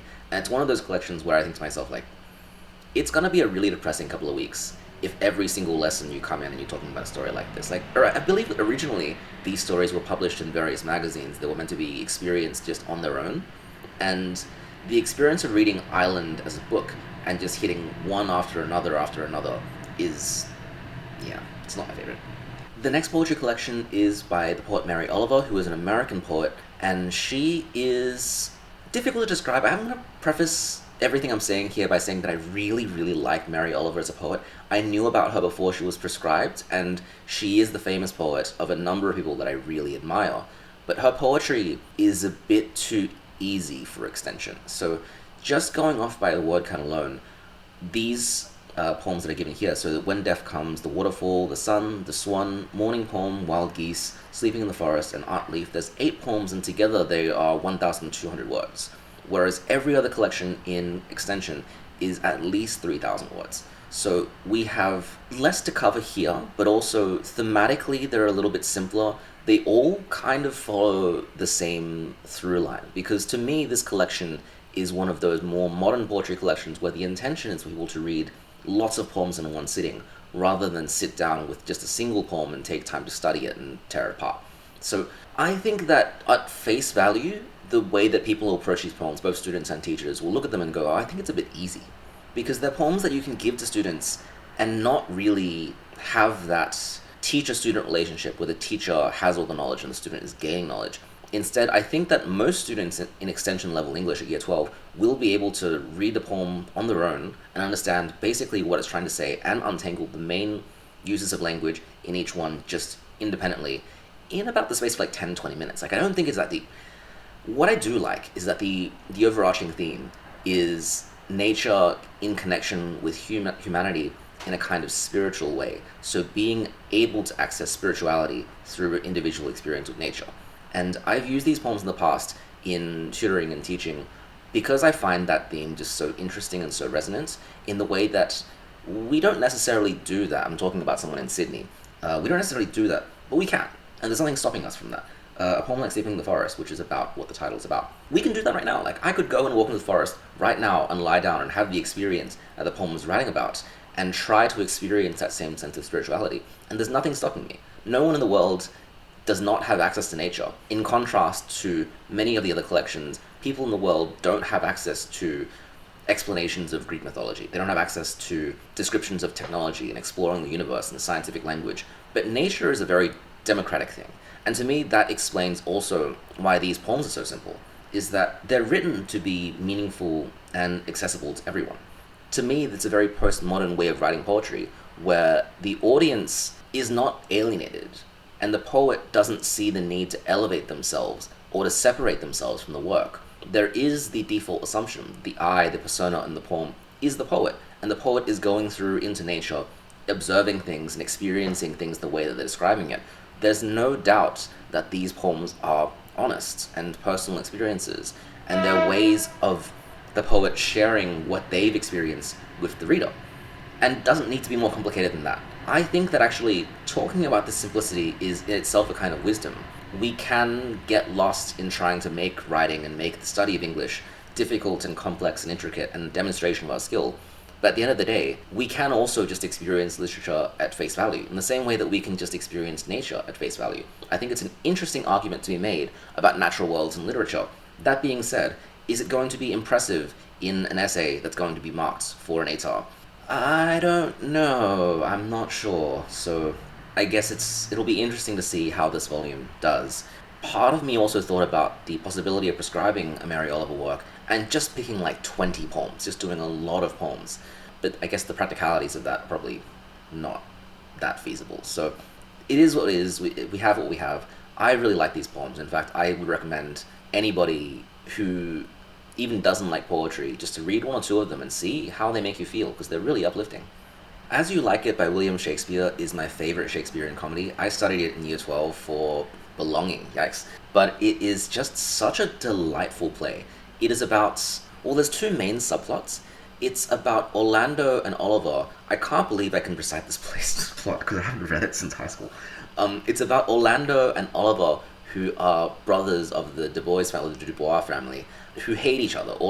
Oliver, the eldest brother, hates Orlando and doesn't give him any respect. And so there's this rupture of the Elizabethan expectation of familial love, where you're related to someone, you should love them, and yet they don't. So we have this problem beginning on one side. And on the other side, we have Rosalind and Celia. So Rosalind is the daughter of a duke who's been exiled out of the kingdom. And because of that, she runs off into the forest, disguising herself as a man, Ganymede. And her best friend Celia, being just an absolute bro, goes along with her, disguises herself as Elena. And together, we find out that Orlando is in love with Rosalind, but he doesn't know that Rosalind has transformed herself into Ganymede. There are these just incredibly complicated romance scenes where Orlando is talking to a Shakespearean actor who would have been male, pretending to be a woman, pretending to be a man. And just the layer of deception there, to me, was just hilarious. I thought it was just audacious, but in the best possible way. And there's so much thematic content going on about the forest itself being a little bit magical, not in the same way as Midsummer's Night Dream, where there's literally magic, but the experience of being within trees, within nature, away from the imperial court, that this has a particular effect on the characters. And this play is also quite psychological with the people that it explores as well. It talks about the motivations behind each character's actions, why Oliver hates Orlando so much, and how he can get over that feeling. The relationship between Celia and Rosalind as well. Rosalind being one of the most interesting Shakespearean characters, male or female. The way that she plays a role and thinks about what function she has in her society, and what her role as the daughter of the exiled duke, what that means for her. She has a full plot arc that is separate from her romantic plot arc with Orlando, and it's just so fascinating, so interesting. There's additional subplots as well that are around the theme of unrequited love. There's Jacques, or Jacques, whose whole role in the play is just to be sad. He's where we get that famous speech on All the World's a Stage from. All he does is wander around, and every now and then he gives a sad speech and walks away, and the play treats this as totally valid. Like, he doesn't have to be solved. That's just him. I just think all of this is so interesting. I love so many different aspects of this play, and it's not that difficult as well. I find that the language... I mean, it's a Shakespearean comedy. The characters are still pretty clear of who they are and what they're doing. And at the start of every scene, I like that the scenes in this play are quite short, and so within each scene, it's easy to point at it and go, in this one, this happens. We don't have moments where all the different subplot characters are chaotically yelling at each other. We mostly have self-enclosed 3 main plot lines. They're pretty good. It's pretty good. I would recommend it. I think it's a Shakespearean play that talks the most about nature, and it works really well in natural worlds. So, great. Autumn by Ali Smith is a novel that is about Brexit. So this is one of the novels that immediately was starting to address the UK's referendum to leave the EU. And I find it really interesting because it is so remarkably political. It is about how people living in the UK at that time felt the protests and felt the way that regulations were affecting their experience of the natural world. It's almost anti-Brexit, and in particular, it's pro-immigration. It's very heartening and very empathetic towards migrants to the UK. And so it does make a big point of how a lot of pro-Brexit arguments are really anti-immigration. I found that the way that the novel gets that across is by representing ordinary lives of people at this time, their engagements with bureaucracy. Like, one of the first scenes in the novel is of the narrator trying to get a license and the photo not being the proper dimensions or whichever, and just how frustrating it is to live in a society where things that shouldn't matter suddenly matter so much. That's a kind of valid gripe, right? And that's one of the many gripes that people that supported Brexit had. But it's also a very relational novel. It's about the narrator caring for this terminally ill man named Daniel, and remembering him and remembering conversations that she's had with him as a child, the way that historically they were able to enjoy the natural world of Britain, and how all of that's been clouded up and covered up in the years since then. I think that there are really evocative scenes in this novel that are quite surreal representations of what England could look like with the natural world completely restored. I'm using England and the UK interchangeably here, which I know for a fact is wrong. The novel is set in England, but Ali Smith is a Scottish author. But I've always been a big fan of her work. I think that the way that she writes is beautiful and evocative. I like that there's a subtle thread of experimentation through all the description as well. You don't feel like you're reading an average novel. You feel like you're reading something really remarkable. And so I'm glad this is described. It's quite a short text as well. It doesn't take much to finish, and it's not that complicated in terms of its plot or structure or characters or language. I would like to think that it's quite accessible, so I like it. And lastly, Sand Talk by Tyson Yunkaporta. This is the book that was the reason why this video text was going to make. So it's a non-fiction book, and I'm not a great non-fiction reader, but I found this book so incredibly world-changing to me that I couldn't read more than 1 or 2 chapters without stopping and reflecting for a really long time. And it got to a point where I didn't actually want to read it because I just knew how much thinking it would make me do. I kind of pushed myself to finish it in the last couple of days when I had some spare time. And gosh, it's a real doozy. The premise is that the author has gone on a number of yarns with Aboriginal elders across Australia, and he is trying to talk about Aboriginal ways of knowledge to a largely non-Aboriginal audience. And the way that he's done that is by making a number of symbols or number of graphics in sand, and that's the recurring metaphor, sand talk, that he can draw these in the sand and then eventually embody them. So he gives the reader instructions of how to make, I guess, mnemonics of these symbols that are embodied, and they give us instructions so that we understand how it feels to think and feel and live the way that they do. But this is a book that questions so many structures and assumptions of Australian history, and I have learned so many things from reading this. It's only about 300 pages, but genuinely every chapter, I feel like I'm learning something brand new. I'm so shook by some of the ways that Indigenous knowledge is being represented and how much wisdom the author has, how much knowledge, first of all, that they have of all different fields. This is a book that talks about particle theory and talks about long-term history, like the Teutonic Knights. It talks about economic forces. It talks about AI. It talks about so many different fields of science and technology, geography, economics, all of these academic fields, and relates them all to Indigenous knowledge in a way that makes Indigenous knowledge feel wiser than what we've come to understand through Western methods of thought and, I guess, the university system. It questions everything. It questions our assumptions of money and governance, society, conflict and violence, gender, education, and each of those, after every chapter, I had to stop and think and go, do I want to go back to all the assumptions that I had before reading this? Do I want to just live my life as if I haven't been changed by this way of thinking? And it's really, really hard. I think that if this book was given to someone who is just coming of age, just becoming a teenager, making a decision about what they want to do in their life, I think it has the potential to really reshape what they view as a meaningful vocation in life, or even how they want to live their life, how they want to view things as important. And it's something that's very challenging to me because it's a book that, I'm being a bit personal here, it's a book that makes me realize that I am not an Indigenous person and I will never be an Indigenous person.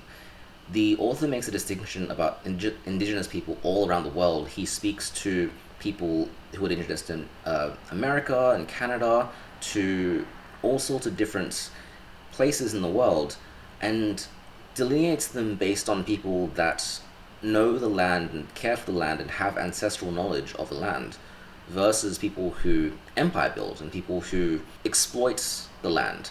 And if you're someone that builds cities and takes resources from the land and has a extractive relationship from nature rather than a symbiotic one, then you're not Indigenous, and you're not Indigenous to anywhere. And that reminds me, because as much as I can think of myself as a Chinese person, as much as I think about China as being like a homeland, even though I've not been there as much as I've been in Australia, my family's not from any particular place in China. We've been moved around a lot because of government changes in the 1900s, and so I don't have that relationship. I have no place in the world where I can say, I know what grows here, I know what the environment is like here, I'm connected to nature here. I can never say that. And I could try my entire life to stay in one place and to learn that way of thinking, but I have no connection other than to engage with true Indigenous people of the place that I'm residing. And so it's a very humbling book. It's one that's so hard to read, and then I put it down, I think it's amazing, and then I just collapse in existential dread of the thought of writing a high school essay about this book. It just seems so incredibly inappropriate that we take a book with this much knowledge and wisdom as this, with so much complexity, that challenges traditional structures of education and assessment, and we use it as one of 3 texts for an HSC mark and an ATAR. It's just a strange thing to do. And I thought of this really silly metaphor when I was planning for this, because I didn't know how I was going to talk about this book, but I thought about this book as being like a full upper body workout, like practicing all these muscles that are in your upper body to make yourself strong. And then you go to the HSC, and the HSC is just one long 40-kilometer marathon. And you think, was this upper body workout the best choice to have done in that time? And the answer is no, probably not. But is that workout going to be valuable in things that are other than this marathon? And yes, of course. In the same lens, I think reading Sand Talk in high school, where I don't think that this is a book that I would ever have read in any other context had it not been prescribed. And I think I can say the same for probably a lot of students who would do Extension English, is that it's not really a book that we would seek out. Given the opportunity to not just read it in school, but discuss it with classmates and to talk about what each of us bring to the table. And this is a book which is very, very open about shared knowledge. It uses a First Nations you plural, but specifically us two. So it's you, two people. And it creates this relational voice with the reader that's just so effective. It really kind of gets under your shield. I think that the opportunity to have that conversation in a classroom is tremendously valuable. And so much learning can be done with this book at the center, not just on English, but feeding out into a knowledge of all different subjects and fields and disciplines as well. I think it's so tremendously valuable that we even have the chance to do that. It's a gift that this book is on the prescription list. But there's one way of looking at that, and another way is, well, how do we write about it? And I think there's such a danger of approaching this book from the wrong angle. And I know that students historically don't like nonfiction. I also don't like nonfiction. So it's very easy to bounce off a book like this, especially if we approach it from a very stressed out perspective, just thinking, how can I get the most marks out of this? Or how can I make some use out of this? It's, in that sense, kind of painful, because it's challenging you to change your behavior in a time when you really don't want to do that. You've been focusing on doing the complete opposite the whole time. So I can see this book not working, and I can see it being a very careful choice for an educator to select. Again, I'm very curious to see how this would go. Over these 6 texts in Natural Worlds, I do think that the easiest trio of texts in all of Extension English can be found here. So the combination of something like Mary Oliver, Samuel Taylor Coleridge, and either As You Like It or Autumn would effectively be the shortest set of texts available word count-wise. But I also think that they're all kind of uplifting. And that's a good thing. I think we complain a lot about English studies about texts being heavy and sad and tragic and all of those things. And I like that there's options here to do a 100% uplifting course if teachers choose to do so. I really like that. And lastly, we have Shakespearean Worlds. So this was one that confused me a lot. Shakespeare being the author that I would say is default English high school studies, everyone does it, or if you do advanced, you're required to do it. And even in my video for the advanced text, I talked about how so much of English studies in Australia is controlled by Shakespeare, that because advanced English requires students to do Shakespeare, Shakespeare is then selected for study in year 11, in year 10, in year 9, in year 8. People get really familiar with Shakespeare, they read a lot of plays. I did a Shakespearean play every year in high school. And I think I did 2 in year 12? I can't remember. And since then, when I was doing my uni courses to teach English, I also selected the Shakespearean course because I knew that I would need to teach it. And over the course of all those years of my life, I read the main plays, and now I'm slowly going through and trying to read all of them. I'm reading the plays that aren't very good and people shouldn't read, like Henry VI Part 1 and 2. Ultimately, Shakespeare is such a monolithic part of Australian high school that it makes me wonder, why do an extension module that's all about it? Because this is the author that all students are guaranteed to already be doing in advanced. So will they want to be doing a lot more of it in extension? I don't know. I don't know about the practicalities of this, but the 6 texts we have here are Suleiman Al-Bassam's The Arab Shakespeare Trilogy, Margaret Atwood's Hag-Seed, William Shakespeare's The Merchant of Venice, James Shapiro's 1599 A Year in the Life of William Shakespeare, Tom Stoppard's Rosencrantz and Guildenstern Are Dead, and Adam McKay's The Big Short. I'm gonna go out of order because I'm doing a thing, right? I'm gonna go out of order. So, The Merchant of Venice is a play that previously was in Text and Human Experiences, and I think it's a pretty good Shakespearean play. I think it's one of those really interesting plays where we can debate what Shakespeare ultimately was trying to say. Is he being anti-Semitic in his representation of Shylock as this moneylender who is so vengeful and vindictive against the Christian characters, Antonio and Bassanio, who borrow money in order to try and marry a woman through this bizarre game of casket choice. And we can ask about whether Shakespeare is making a comment about Portia, who is so under the control of the patriarchy that even though her father's passed away, she has no agency of her own except to be married off to somebody like Bassanio through this casket game. And yet, within those two stories, Portia has a bit of agency because she can subtly inflect and choose who's going to pick the right casket that allows her to marry them. And after that's happened, through the subsequent courtroom trial scene, and by disguising herself as the male lawyer Balthazar, Portia is able to take control of her own destiny. But she does it by performing in the male world. So what politically is being said here? I think a argument or an interpretation can be made by the reader and the performer. In the same vein, Shylock, who is in many ways a Jewish caricature, he's a character that's portrayed as a villain and embodies a lot of the negative stereotypes about Jewish people in the Elizabethan era. He also has this incredible internal complexity to them that makes audiences feel sympathetic towards him, even though his role in the story is to be a villain. He's not just evil for evil's sake, he's motivated by revenge and his own personal sense of justice. And that is also really interesting, contrasted against Antonio and Bassanio, who are by default the main characters and the good people, but they're really mean, they're really rude. And it explains to the audience that it's really their poor behavior, so Antonio's mistreatment of Shylock in the past, and Bassanio's tremendously irresponsible nature with his finances, that leads them into this problem in the first place. And so we have this very complicated play where we can debate the value and the enduring relevance of it over time, which is not something that many Shakespeare plays get to have. I think Shakespeare plays either fall into the categories of they're so remarkable and insightful into the human spirit that they're infinitely relevant, versus they're so of their time and so alien to us that they're only relevant as a historical document, and The Merchant of Venice kind of sits in the middle. It has really good explanations of human behavior and human motivations, but it is also really rooted in 1600s assumptions towards different classes in society.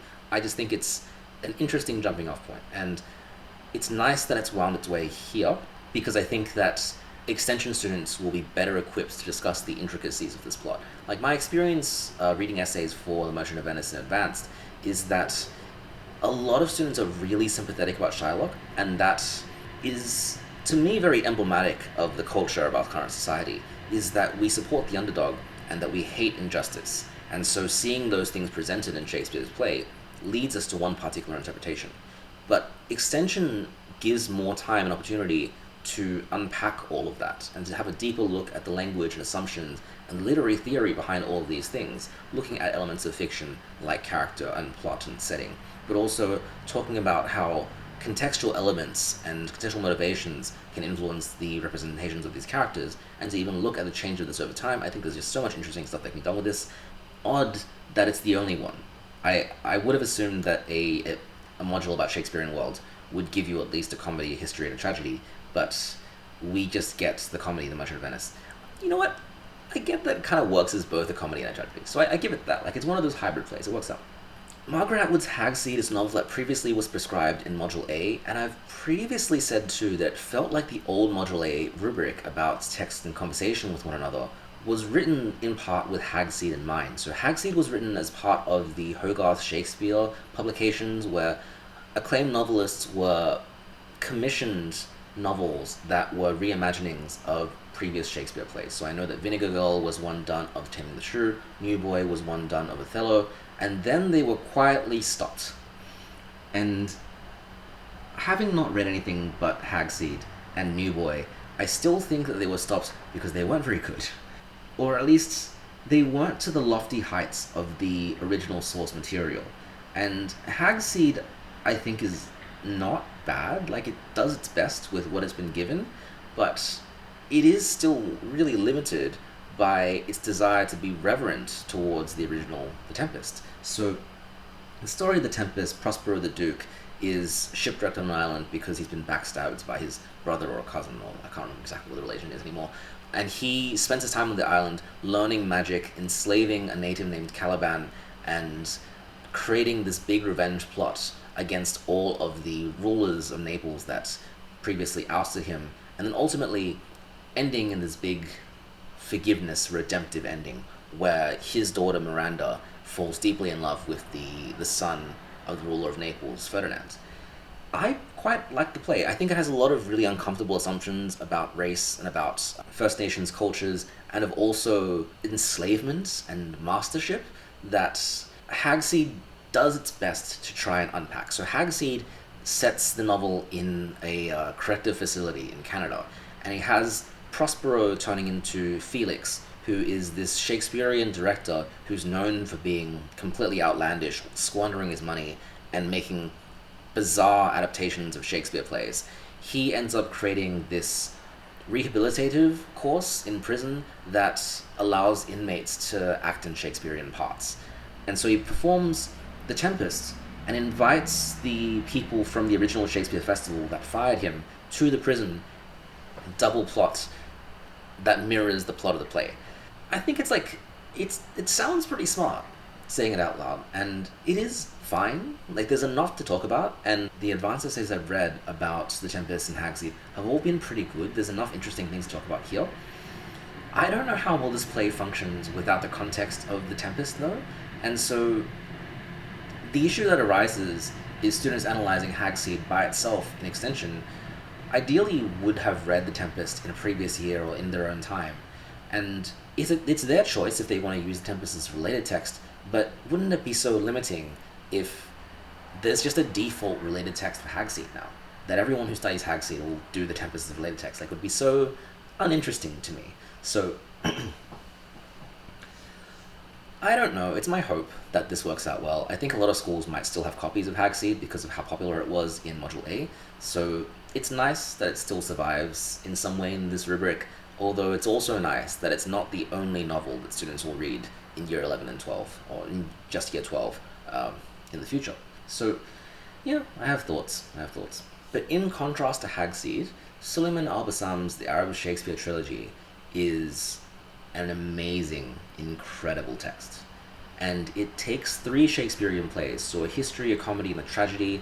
It takes Hamlet and Richard III and Twelfth Night and reimagines them in an Arab setting. So Al-Bassam is a Kuwaiti writer, and he's writing these plays to be performed in both Western and Middle Eastern settings. So one was performed in Lebanon. I've seen they've put on performances in Tunis, and I think I have to unpack my privilege here and say that I went into this not expecting it to be very good. It's very expensive, the collection. It's quite hard to find. I had to buy a digital version off Kindle. These are some of the most smart and politically charged adaptations of Shakespeare I have ever read in my life. It's genuinely amazing how clever these are. So these were written across 2001 to 2011, addressing topics like 9/11, post 9/11 politics, and the Arab Spring. It's thinking about how Shakespeare can be used as a way to perform this double function in order to make the Arab world's problems and issues relevant and immediately palpable to a largely Western audience by using someone like Shakespeare, who is by default known and valued amongst Western cultures, but also being able to make very pointed political criticisms of real world and current Arab world's conflicts and political choices by using existing Shakespearean narratives under the screen of saying, well, we're just performing the play as it originally was.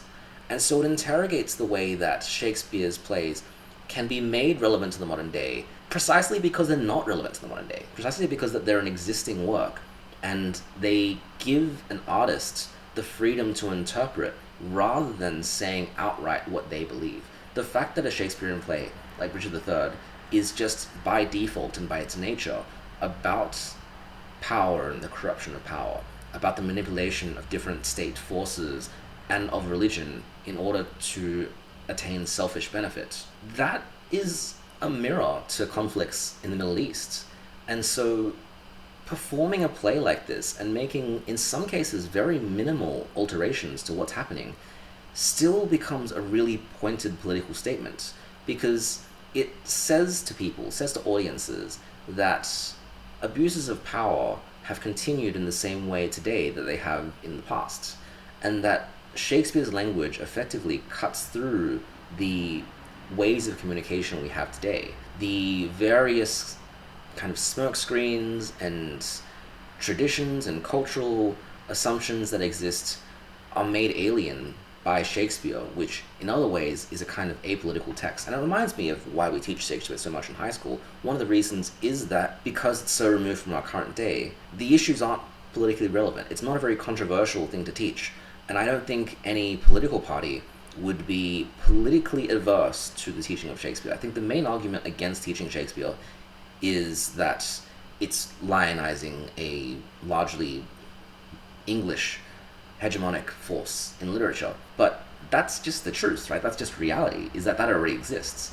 And so if we're able to understand Shakespeare and be aware of what Shakespeare is in our culture, then we can wield his work as a tool in order to make critique and to communicate to people for whom Shakespeare is a really valuable author. I think this is so interesting, and I think that the things that have been done to each of these plays is truly, truly fascinating and would lead to very, very good essays. I'm going to spend more time talking about it because I just really like this text.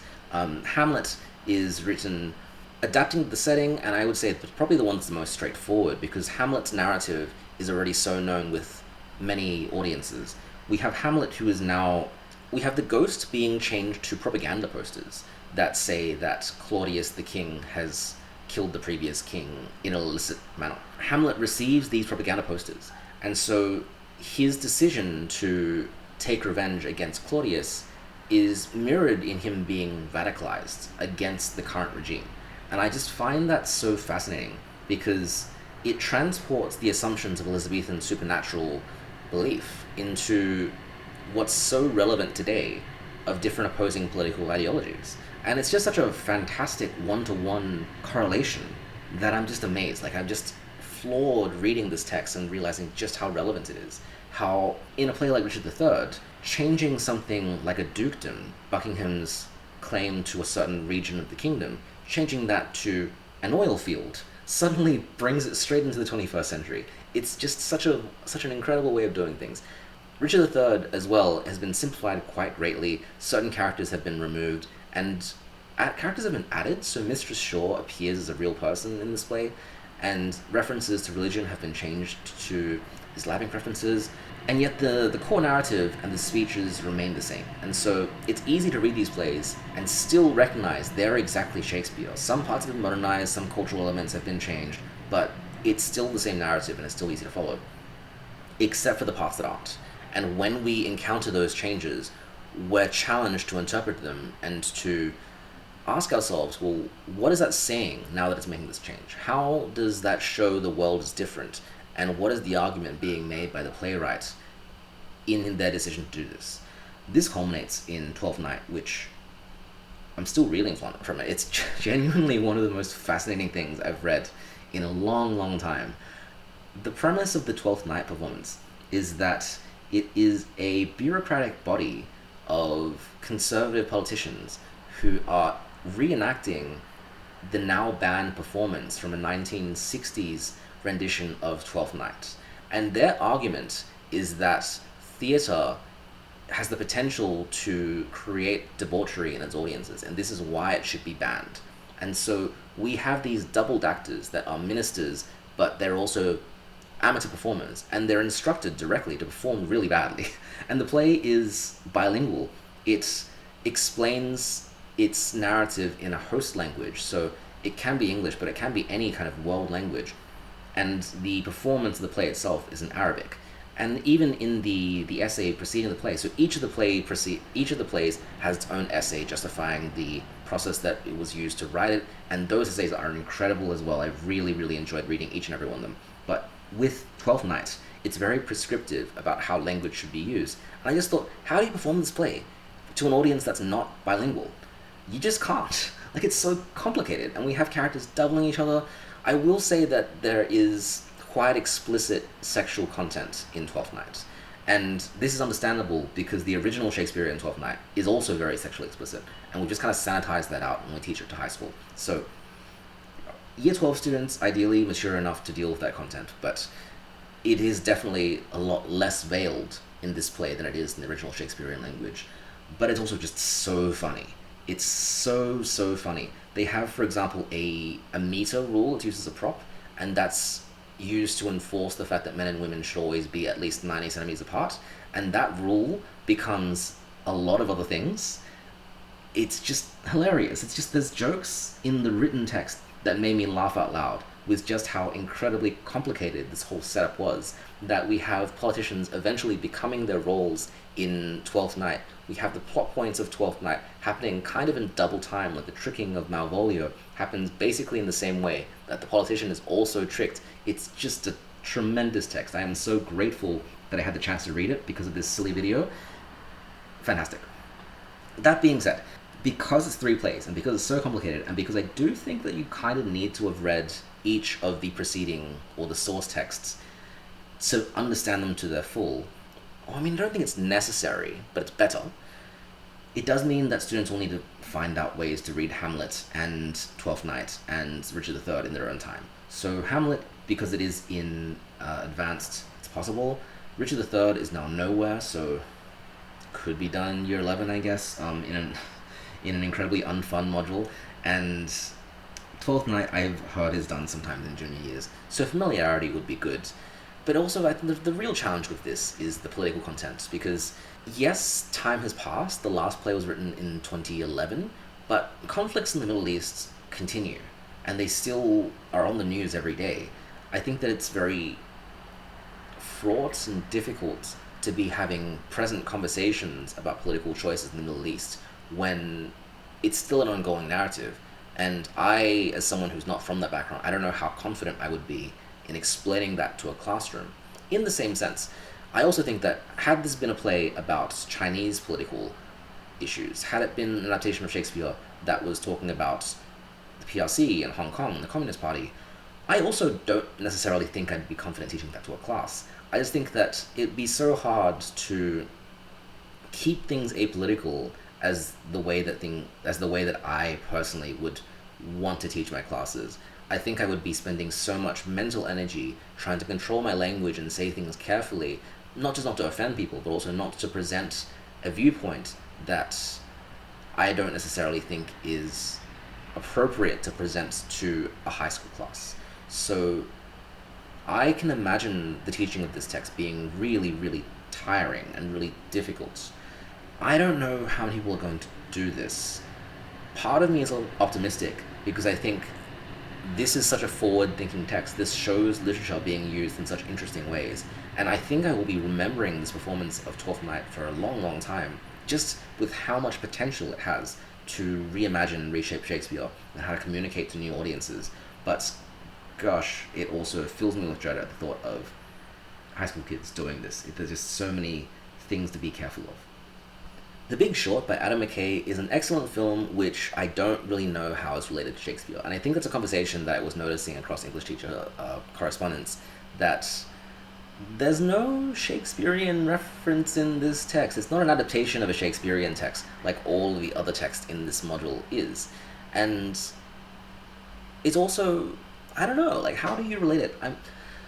I'm really struggling. So it is a sort of fictionalized documentary about the global financial crisis. It uses actors to portray real human beings in order to tell the story of this financial situation in a kind of thriller tone, using characters so that the audience can understand what happened. There's a real post-mortem of that situation, and I also like this twist where they have a character who's the narrator, but it's revealed kind of midway through, the narrator is still an agent in this story. And so there is no apolitical or economical, I guess in this sense, argument to be made. Instead, it's just, this is a story of something that happened, and you should feel something about it, because it explains the way that the world today is the way it is.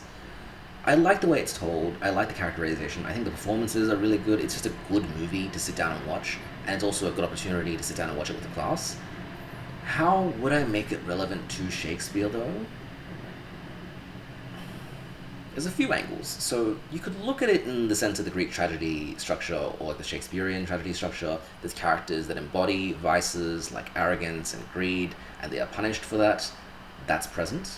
There are elements of Shakespearean comedy. There's things like dramatic irony. There are asides and soliloquies and monologues by each of these characters. They're using Shakespearean techniques, and that's something.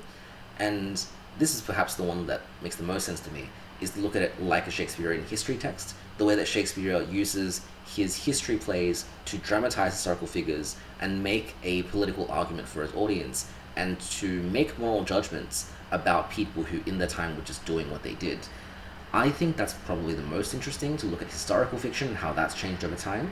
But even then, The Big Short is not the only film that does this. I think that any comedy, like any romantic comedy, has some DNA in Shakespeare. Any historical fiction text has some DNA in Shakespeare. Any tragic text will have some DNA in Shakespeare. Shakespeare is such a monolithic author that you will probably draw some inspiration, if not by direct mean, then at least through association with another work that does draw inspiration. Like, if you're inspired by The Godfather, then you're inspired by Shakespeare, because The Godfather was directly inspired by Shakespeare. So, I don't actually know if that's true, that's just an example. So that makes me question, why prescribe this one, if that's what text will be like? If the function of The Big Short is to be very similar if the function of The Big Short is to be very similar to a related text that a student might choose that has nothing to do with Shakespeare and yet can be connected to Shakespearean ideas, maybe it's a way to model the way to do that. Like, to tell students that you don't have to pick a related text that is literally connected to Shakespeare in some way. I don't know. I think it's possible, and I think this is a fun film to teach. That's kind of where I sit on that. Rosencrantz and Guildenstern Are Dead is a play by Tom Stoppard in the absurdist tradition. So this is a play which is built around the narrative of Hamlet. It shows the side characters Rosencrantz and Guildenstern, who in the beginning of Hamlet are told by King Claudius to monitor Hamlet. And there's a lot of moments where they're not in the scene, or they are in the scene and they're just kind of observing, but they're not saying anything. And Tom Stoppard's play inserts commentary into Rosencrantz and Guildenstern's life, and plays with the idea that over the course of the play, their role is not very consequential. They are, at some points, the comic relief character, at some points, kind of the tool that Hamlet uses in order to better understand the motivation of Claudius, and they do eventually die at the end of the play as well, just completely randomly. But this play, I think, needs the audience to have read Hamlet to enjoy it to its fullest. So it uses a lot of dialogue just verbatim from the original script, and knowing where they're supposed to speak and where they're not supposed to speak is really important. So the Shakespearean text is still written in the original Elizabethan English, and then when the dramatic parts of the play stop, then Rosencrantz and Guildenstern start speaking in just regular vernacular English. It's almost as if they're aware of their role in the performance, and they're playing a joke on the audience that wants to see a play with meaning, but at certain points, there is no meaning. They're just sitting there telling each other jokes and wasting time talking about how existence is kind of meaningless and giving their own big monologues about the nature of life and death, in contrast to how Hamlet responds to his existential questions in his main play. It is really funny, and it is a play that has many great adaptations, good film adaptations as well. I think it works very clearly, and it is really emblematic of an ideology that is one of those examples why Shakespeare still is relevant today. I think that if you want to learn about existentialism and absurdism, a lot of the theoretical writers are using Shakespeare as their example, just because of the, in some ways because of how well that Shakespeare addressed universal human concerns, and in other reasons because Shakespeare is just so ubiquitous amongst literary criticism that you just can't really avoid him. And so I think there's discussion to be had here about how to use Shakespeare in order to communicate various values and attitudes and beliefs, and how changing or reinventing elements of the play can lead to further literary movements and literary discussion. I don't know if it works the best with both Hag-Seed and the Arab Shakespeare trilogy. I think all three of those texts are kind of doing the same thing in different ways, but the argument that's made for this play is really disassembling the core of the original Shakespearean text and identifying what kinds of psychological and theoretical assertions can be made with it. I think it's clever. I think it's interesting. I do think that Hamlet's pretty much required reading to access this, whereas I wouldn't necessarily say Hamlet is required reading for his version in the Arab Shakespeare trilogy. But yeah, it's okay. It's good. And lastly, 1599, A Year in the Life of William Shakespeare. I have to be honest, I couldn't do this one. This is the only one that I have not read out of every single text in the HSC prescriptions. It's a 400-page long book about a year in the life of William Shakespeare, and it's just not something I want to read. So I did read the first two chapters in the preface. That is the Amazon preview of this book. And the preface, I think, very eloquently makes the argument that James Shapiro is trying to make. He says that for the longest time, Shakespeare has been read out of his context, that there is this belief that Shakespearean literature, because it's relevant to universal human ideals and values, doesn't need explanation of what the Elizabethan world was like. And he argues against that. He says that actually we can appreciate Shakespeare more if we know the world that Shakespeare was writing in, if we know the person of Shakespeare. And he decides to recount the year of 1599 because to him this is the year where Shakespeare transcends writing silly comedies like The Merry Wives of Windsor and becomes the kind of author that will make works like Hamlet. And he talks about how different historical events like England's war with Ireland in that year, with different challenges to the throne and questions like that, what the role of theatre was in Elizabethan society. He wants us to know that first and foremost, and to know how all of that is relevant to an interpretation of Shakespeare's plays. And as someone who adored the Arab Shakespeare trilogy precisely for how well it took the plays out of its original context, I don't know if I want to read that long old book that puts the plays in the historical context. And I can't help but feel that this is a sentiment that students are going to share, because if I, as someone who likes Shakespeare, is interested in Shakespeare, has read the Shakespeare plays that go beyond the classics, and I just don't care about his life. I just don't see myself reading a book this long and trying to consider how Shakespeare's own personal life factored into his work. Then how will we motivate students to do that? I'm not sure. I'm kind of at a loss of words, and I feel a bit guilty because I feel like in the integrity of making this video, I should have read it, but I just can't. I can't move myself to it. It's just not something that I think I will ever need to know in the rest of my life. And I think that feeling is a really strong and a really poisonous one. Probably for me would be the hardest of the texts to teach. And I think that even though it could actually be for a very good essay text, because it doesn't seem to be just presenting an unbiased argument about who Shakespeare is or how we should read its text. It is so clearly a polemical about here is the view that the author thinks is right. And it's also written in such a narrative way that it's trying to immerse us in what life was like in 1599. It really works as a text. I'm just not motivated to read it. And that's the 30 texts of the electives in Extension English for 2027 to 2028. I can't believe I got through all of that. Wow. Overall, I think that this is a really good selection. I like at least more than half of every single one of the electives, and so I think there's so many viable choices and so many considerations to make with schools as well. I think that there are texts in here that are revelationary, like revelations. They are transformatively good. I think there are multiple texts in here that, after I'd read them for the first time, transform the way that I look at life and look at English literature. I think that reading things like Life on Mars made me interested in poetry. I think that I would not be the person I was today if I didn't read Life on Mars at university.